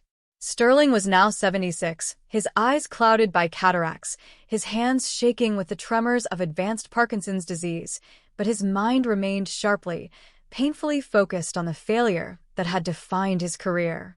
He sat across from Vance in the drafty office, his heavy wool coat smelling of wood smoke and old wool, his gaze fixed on the transcripts of Vane's 1994 journals. "You think you're the first one to find a pattern, Robert?" Sterling said, his voice a low, gravelly rasp that sounded like stones shifting in a riverbed. "In '92, I tried to pull Vane's employment logs from the County Road Commission. I had a gut feeling about his access to the Northern Ridge. You know what happened? The county executive called me into his office and told me that if I started harassing local union workers without a warrant, he'd cut the department's budget by 40%. The town didn't want a monster then, Robert. They wanted their roads plowed. They wanted their trash picked up. They wanted the illusion that everything was fine. They broke me, and they'll break you too if you keep looking into those woods." The old man's testimony was the missing piece of the political puzzle. The cold case hadn't remained cold simply because of a lack of forensic technology. It had remained cold because of an institutional inertia that prioritized economic stability and public image over the life of a child from the rural fringes of the valley. The system had protected Vane because Vane was a reliable cog in the machine of local governance, a man who showed up on time, worked hard, and never caused trouble. The convenience of his normalcy had been his greatest asset, rendering him immune to the suspicion of a society that could only conceptualize evil as something foreign, chaotic, and obviously aberrant. Vance looked at Sterling, seeing the reflection of his own future, a man broken by the weight of a secret he was not allowed to fully solve, left to spend his remaining years wandering through the graveyard of his own investigation. After Sterling left, Vance sat in the darkening office as the snow continued to pile against the windowpane, the light from the street lamp casting long, blue shadows across his master map. He picked up his digital recorder, looking at the black plastic casing, knowing that the audio files of Vane's final hours were the only honest record left of the Predator's internal life. He cleared his throat and began to dictate his final, unauthorized addendum to the case file, a document he knew would never be approved for inclusion in the official state archive, but one he was determined to leave behind for whoever inherited his desk. Case Addendum, December 15, 2026, Vance began, his voice flat and deliberate in the quiet room. The investigation into the activities of Dennis Vane, officially closed by the state on November 4th, must be considered incomplete. The forensic resolution of the 1988 disappearance of Clara Thorne has revealed not an isolated criminal act, but a systemic, multi-decade exploitation of our civic infrastructure. The suspect utilized his position as a county laborer and school district mechanic to establish a comprehensive surveillance network targeting the youth of this valley.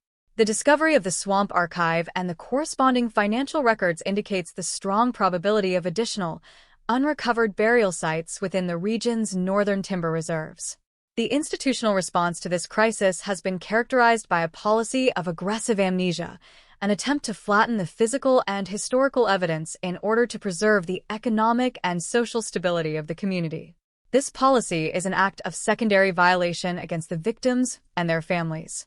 The truth has been delivered by modern science, but it has been rejected by a society that lacks the moral courage to live within its parameters. The files will be closed by order of the state, but the landscape remains contaminated. The woods are still holding the names.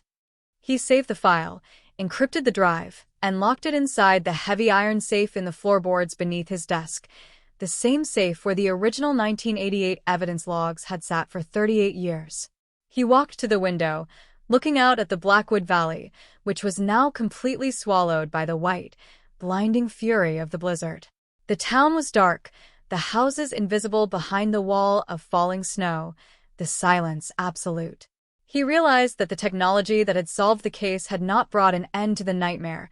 It had merely codified it, turning a local ghost story into an permanent, historical fact that would shape the destiny of the valley forever.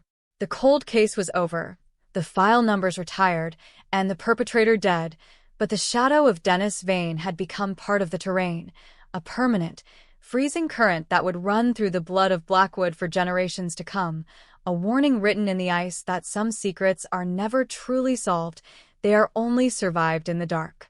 The frozen paralysis of the midwinter blizzard gave way by January 2026 to a raw, jagged thaw that stripped the snow from the Blackwood Valley, revealing a landscape that looked as gray, scarred, and battered as the collective psyche of its inhabitants. The removal of the ice did not bring relief. It merely uncovered the structural damage left behind by both the storm and the investigation. At the end of Elm Street, the flat gravel scar where Dennis Vane's house had stood became a stagnant pool of muddy water, a miniature Dead Sea in the middle of a suburban development that no one dared to drain. The neighborhood had taken on the characteristics of an active combat zone in the aftermath of a retreat, shuttered, silent, and deeply suspicious of the changing light. The residents who stayed were those trapped by economic reality or the strange, toxic gravity of the place, their daily routines performed with the hypervigilant, defensive caution of people who knew the ground beneath their feet was a vault of horrors. Detective Robert Vance spent his days navigating the administrative purgatory that always follows a high-profile, federally defunded investigation. The regional headquarters had officially reallocated his budget, cutting off his access to the molecular computing database and rendering his master map an unauthorized piece of wall art. Yet the physical evidence kept arriving, not from forensic labs, but from the residents themselves. The precinct's lobby had become an archive of suburban terror. Every morning, people dropped off old boxes of photographs, VHS tapes of school plays from 1992, and handwritten notes about brief encounters they had shared with Vane over the last 40 years. They were looking for validation, a way to prove that their historical proximity to the monster had been noticed, that their survival was an act of intent rather than a statistical fluke. Vance sat at his desk, his eyes burning from the glare of a cheap desk lamp as he sorted through a stack of old county work logs that Arthur Sterling had smuggled out of the Historical Society archives before they were sealed by the town council. The logs detailed Vane's specific maintenance routes for the summer of 1996, the year the fourth girl, 14-year-old Lily Beck, had vanished from a bicycle path 15 miles north of Blackwood. Vance noticed a recurring, bureaucratic anomaly in the records. Every time a major infrastructural excavation was scheduled near the valley's drainage basins, Vane's company was awarded the trenching contract without a competitive bidding process. The signatures on the bottom of the authorizations belonged to men who were now judges, senators, and retired county executives, men who had built their careers on the rapid, low-cost expansion of the valley's suburban borders. The implication was an icy, suffocating weight in the detective's chest. The cold case nightmare hadn't just been maintained by the casual blindness of a small town, it had been actively subsidized by the economic machinery of local growth. To excavate the remaining properties owned by Vane's defunct shell corporation would mean auditing the entire municipal drainage network of the county, a project that would require shutting down public water systems, tearing up state highways, and exposing a level of political and regulatory negligence that would bankrupt the region. The state's decision to halt the investigation after the recovery of the swamp archive wasn't a choice based on a lack of evidence. It was a structural calculation to prevent the total collapse of civic authority. The net hadn't failed to catch the predator. The system had simply realized that the predator was part of the foundation. This realization transformed Vance's unauthorized addendum from a police report into a dangerous piece of counterhistory. He began to see his work as an act of resistance against an engineered amnesia. He reached out to a digital forensics specialist in the city, a man who worked behind an alias and operated within the encrypted dark networks of the internet, to mirror his data files across multiple decentralized servers outside the jurisdiction of the state. He knew that if his office safe were raided under the guise of an administrative audit, the timeline of Vane's alternative geography would be permanently erased from the historical record, leaving the families of the unrecovered victims with nothing but the sterile, misleading finality of the state's press release. Meanwhile, the psychological deterioration of Blackwood's social spaces had reached a point of absolute stagnation. The local high school, where Vane had once volunteered his mechanical services to the auto shop class, became a fortress of administrative paranoia. The school board implemented a zero-tolerance policy for any student or staff member who mentioned the case within the building, classifying any discussion of Clara Thorne or the index cards as an active disruption to the educational environment. The policy was intended to protect the psychological well-being of the students, but it had the opposite effect, creating an atmosphere of institutional gaslighting that turned the teenagers into cynical, silent observers of their own exploitation. They saw the administration's silence for what it was, a desperate, panicked attempt to protect the school's insurance liability and regional ranking. The town's commercial center had effectively died during the winter freeze, the local businesses unable to survive the double blow of the economic stagnation and the toxic reputation of the valley. The family-owned hardware store, where Vane had purchased his industrial adhesives and plastics for 30 years, was replaced by a chain convenience store whose brightly lit, sterile interior served as a stark contrast to the dark, historical weight of the street. The employees were transients, people who had no memory of 1988 and no connection to the families on the ridge, their presence a calculated layer of corporate anonymity that the town council encouraged as a way to dilute the community's identity. The valley was being hollowed out, its specific history being overwritten by the generic, flat design of modern commercial sprawl. Richard Thorne remained an immovable obstacle to this process of erasure. He had stayed in the house on the ridge throughout the thaw, his physical appearance changing until he looked more like a ghost than a living inhabitant of the valley. He had stopped clearing the brush along the lane, allowing the briars and the wild vines to choke off the path to his front door, turning his property into an aggressive, natural fortress that defied the manicured order of the surrounding developments. Vance visited the base of the ridge lane once a week, standing by his car in the damp afternoon air, looking up at the shuttered windows of the Thorne house. He didn't try to climb the path. He understood that Richard's isolation wasn't an act of madness, but a strategic refusal to participate in the town's forced reconciliation. Richard was keeping the wound open because the wound was the only honest thing left of his sister's memory. On a Thursday evening in late January, Vance received a call on his secure, unlisted line from an old colleague who worked in the state medical examiner's laboratory. The voice on the other end was tense, clipped, and accompanied by the distant, rhythmic hum of diagnostic machinery. The lab had completed its final isotope analysis on the bone fragments recovered from the Devil's Punch Bowl, the site where Clara Thorne's body had been interred beneath the floorboards of the collapsed logging shack. The results were catastrophic for the state's official narrative. The chemical signature of the soil layers within the grave indicated that the remains had been moved at least twice before their final burial in the mid-90s. The bones contained microscopic traces of a chemical preservative commonly used in marine taxidermy, a substance that Vane had purchased in large quantities during his time working on the county's reservoir maintenance crew in the early 90s. The forensic data proved that Vane hadn't simply hidden his victims in the woods. He had maintained them in a state of mobile preservation, moving them between various county-managed facilities as the search perimeter shifted over the decades.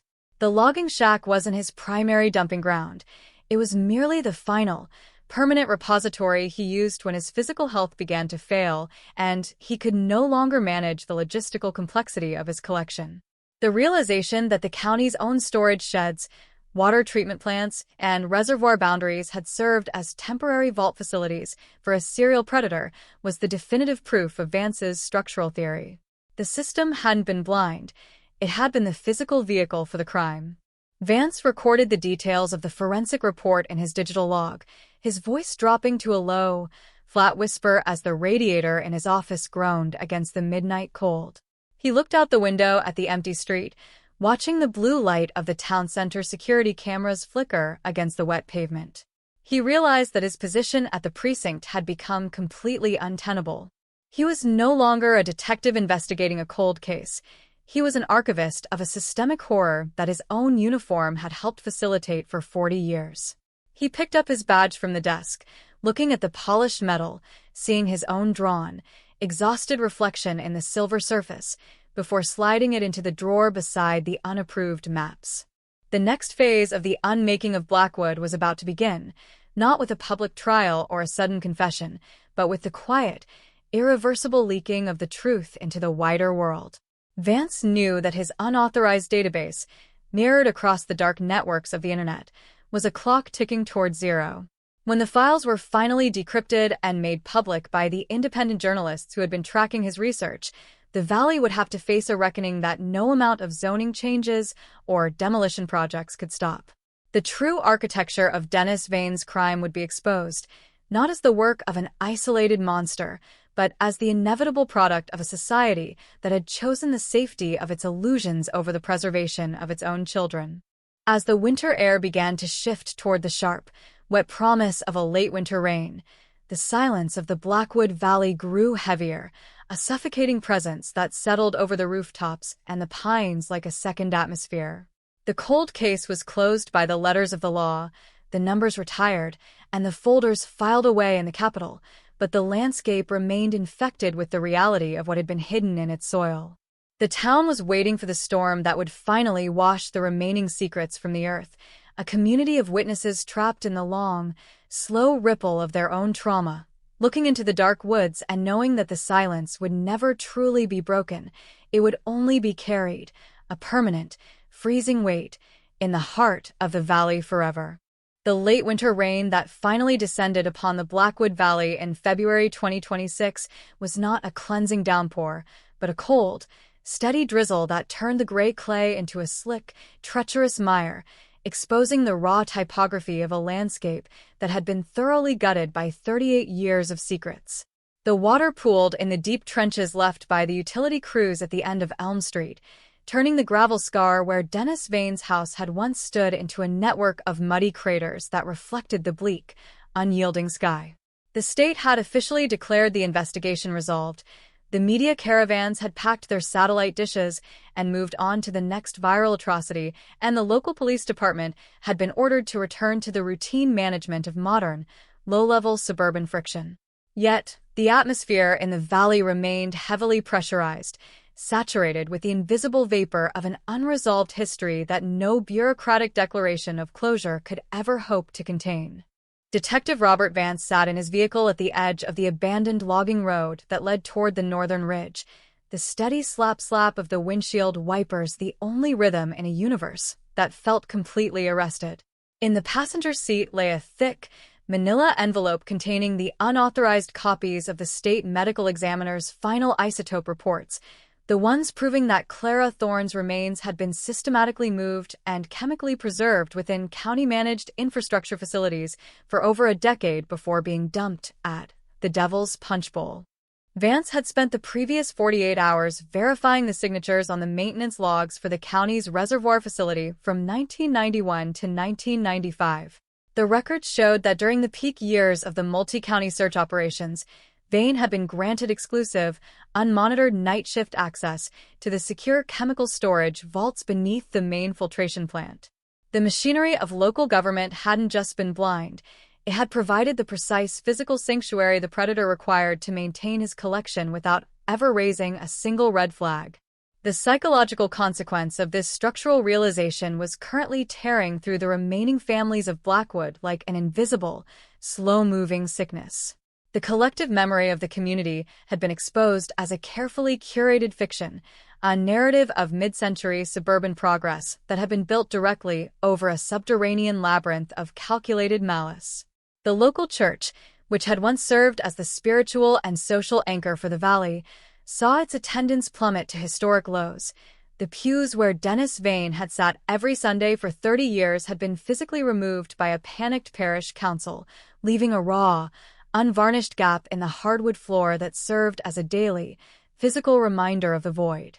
The older generation, who had spent decades praising Vane as a reliable, hard-working laborer who cleared their roads and fixed their roofs, had retreated entirely into their homes, their authority as elders utterly shattered by the realization that their casual, trusting nature had been the primary camouflage used by an apex predator. This generational divide had manifested as a silent, bitter Cold War within the households of the valley. The children of the 90s, now adults who were attempting to raise their own families in the shadow of the Blackwood Pines, looked at their parents with an unspoken, burning resentment. Every memory of their childhood, the summer camps, the bicycle paths, the unmonitored games in the woods behind the cul-de-sacs, was now viewed through a retrospective lens of extreme danger. They realized that their survival had not been guaranteed by the safety of the suburb, but had been a matter of absolute, terrifying luck. The index cards in Vane's tool shed were a record of a lottery that had been played out every single afternoon for 20 years, and the knowledge of that invisible selection process had permanently destroyed their ability to view the world with anything other than a cynical, hypervigilant suspicion. Vance watched from his car as a single vehicle turned up the narrow lane that led to the Thorne property on the ridge. It was a local delivery truck, stopping at the base of the overgrown path where Richard Thorne had constructed his wall of briars and fallen timber.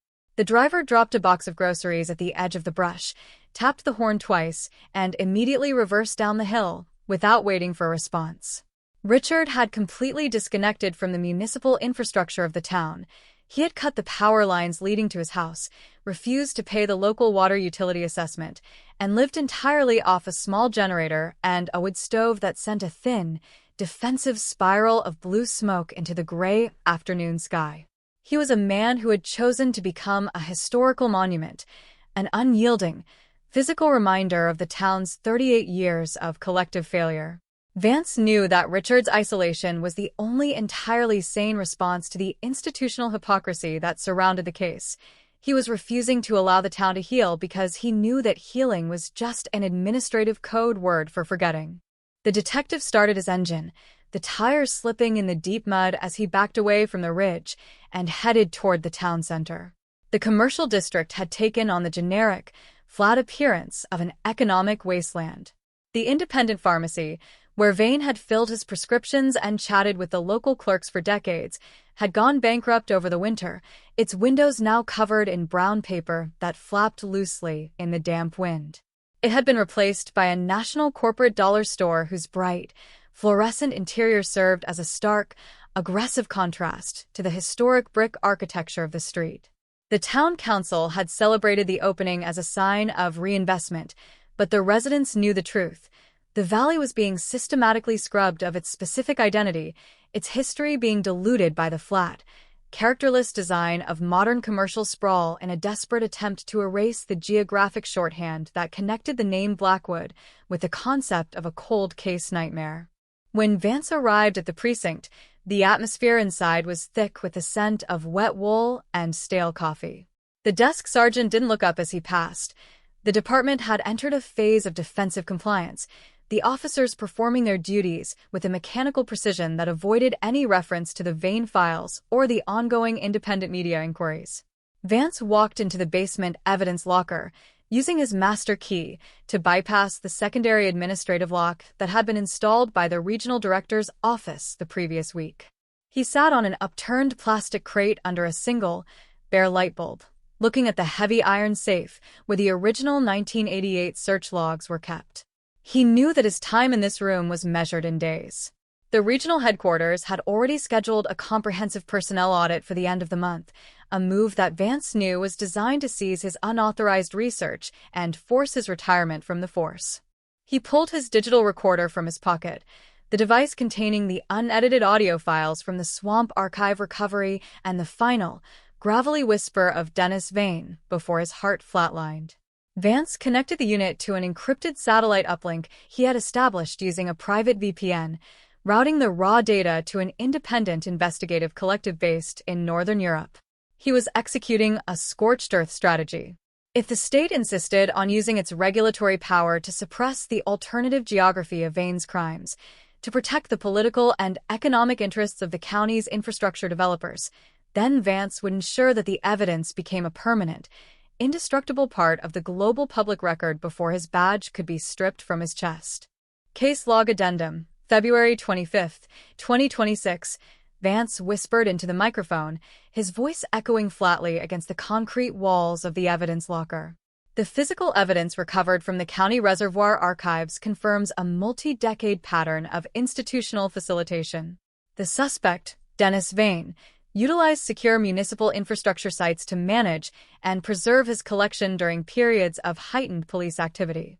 The signatures on the authorization logs indicate that local regulatory oversight was systematically suspended to maintain the rapid pace of suburban land development in the northern sector of the valley.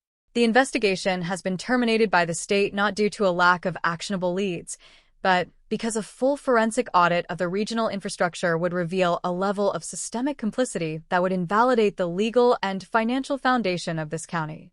The Clara Thorne case is officially resolved, but the landscape remains structural evidence of an ongoing crime.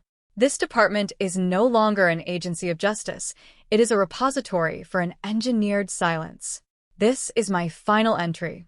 He disconnected the link, verified that the files had been successfully mirrored across the decentralized servers, and then systematically crushed the digital recorder beneath the heel of his boot, splitting the plastic casing into a dozen jagged fragments that he dropped into the bin beneath the workbench.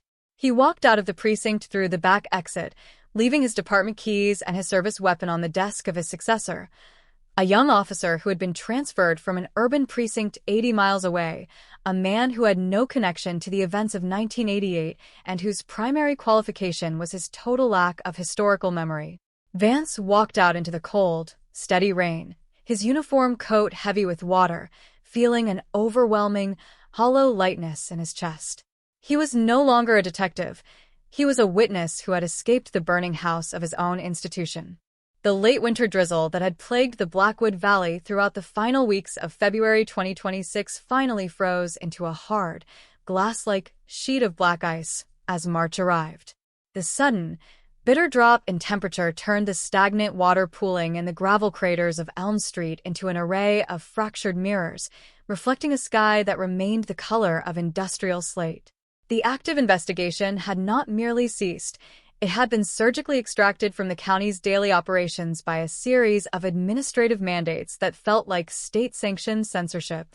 The decentralized encryption loop that Detective Robert Vance had initiated before abandoning his badge had successfully scattered the unredacted truth across servers from Munich to Oslo, but within the physical geographic boundaries of the valley, the response to the leak was a wall of defensive, institutional silence. Vance, now operating completely outside the boundaries of the law, had taken up residence in a rusted, single-wide trailer parked on an unregistered timber plot 6 miles north of the county line. The interior of the space was a chaotic sanctuary of counter-investigation. Without the official resources of the State Forensic Laboratory, Vance had reverted to the primitive, analog methodologies that had defined the early years of his career. The walls of the trailer were completely papered with copies of the county's 1993 infrastructure maps, their margins covered in dense, frantic cross-references written in red permanent marker. He had become an architect of an invisible layout, tracing the precise locations where Dennis Vane's construction crews had laid the deep-shaft concrete foundations for the valley's expanding stormwater network during the mid-90s. The leakage of the unredacted files onto the internet by independent investigative collectives had torn the last remaining veils of social order away from the population of Blackwood. The digital data drop included the full, unedited scans of Vane's surveillance ledger, the hundreds of index cards that detailed not just the transit habits of children who had vanished, but the specific vulnerability metrics of families who still lived in the valley. The revelation that their private lives had been cataloged with such dry, operational efficiency by the man who mowed their communal spaces and repaired their emergency vehicles created an atmosphere of absolute, paralyzing terror.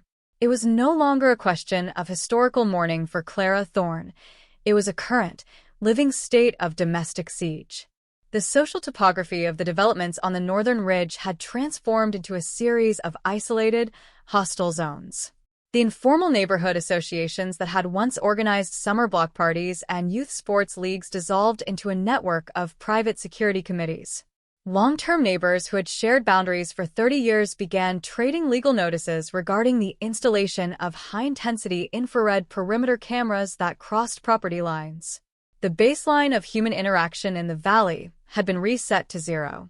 To be seen walking along the edge of the timberline without a visible, defensive purpose was now considered an act of social deviance. The casual, open layout of the suburb had been completely rejected in favor of a defensive insularity that turned every home into a fortress and every stranger into a threat. Vance spent his midnights walking the abandoned logging cuts that bordered the southern boundary of the Devil's Punch Bowl. He carried no weapon, only a high-powered flashlight and a handheld ground-penetrating radar unit he had purchased through an industrial surplus catalog using a cache alias.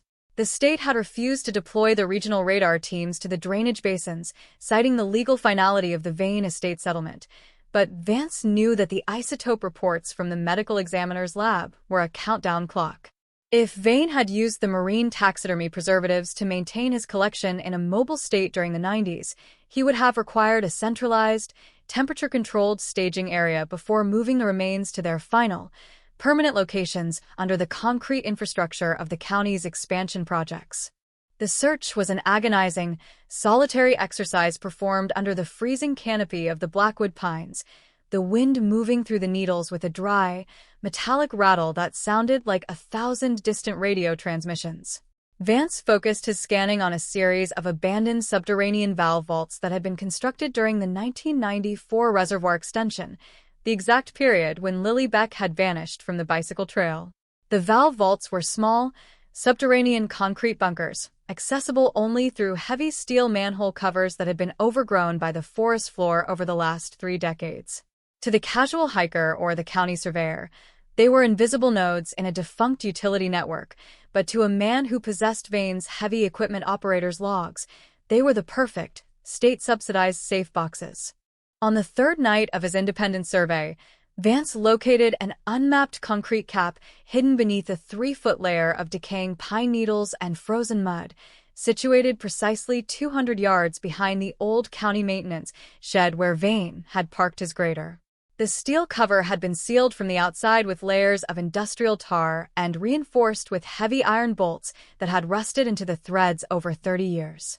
Vance used a long crowbar and an industrial torch to break the seal, the smell of scorched rust and ancient chemical rot rising from the gap as the heavy plate finally gave way with a loud, metallic shriek that echoed through the dark woods like a gunshot. He lowered his flashlight into the vertical shaft, the beam cutting through 30 years of stagnant, pressurized air to reveal a concrete chamber that was completely dry, preserved by the anaerobic seal of the tar.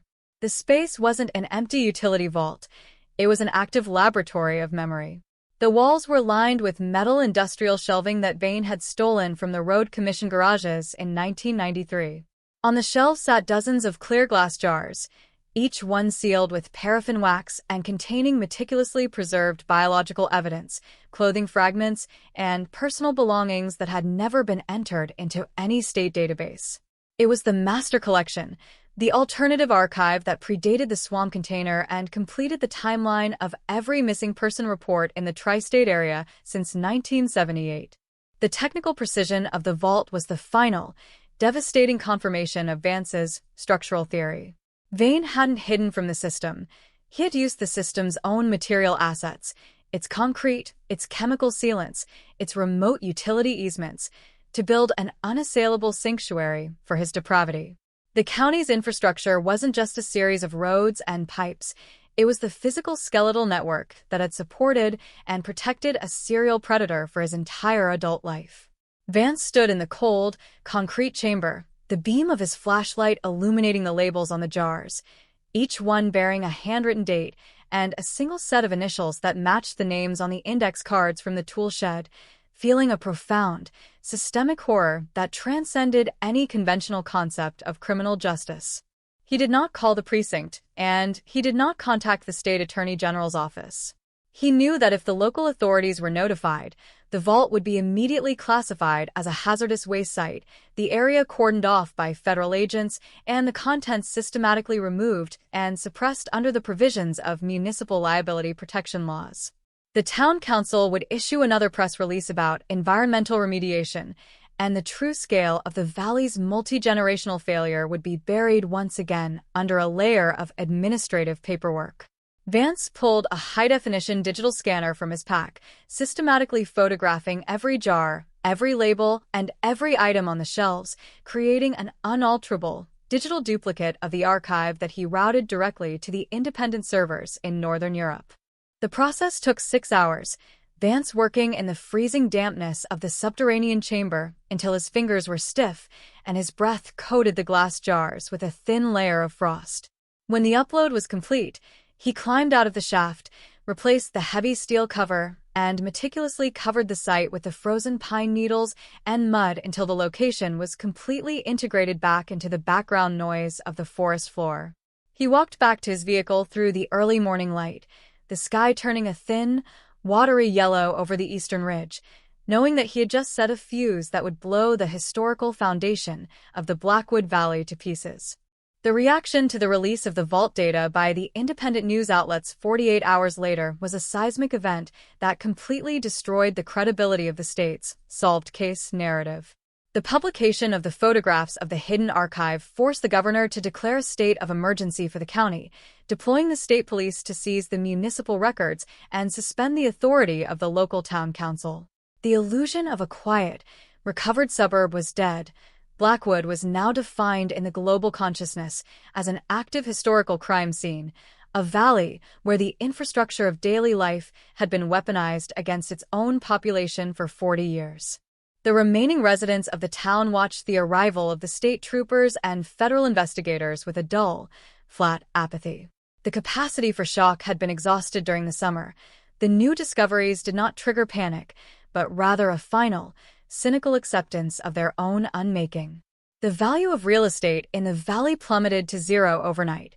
Banks froze mortgage applications for properties within the county borders, and the local economy completely collapsed, leaving behind a population of ghosts who lived in houses they could neither sell nor protect. The silence that settled over Blackwood with the late winter frost was the absolute silence of a vacuum, a community that had been completely hollowed out by the weight of its own history. Richard Thorne remained the only element of continuity on the ridge.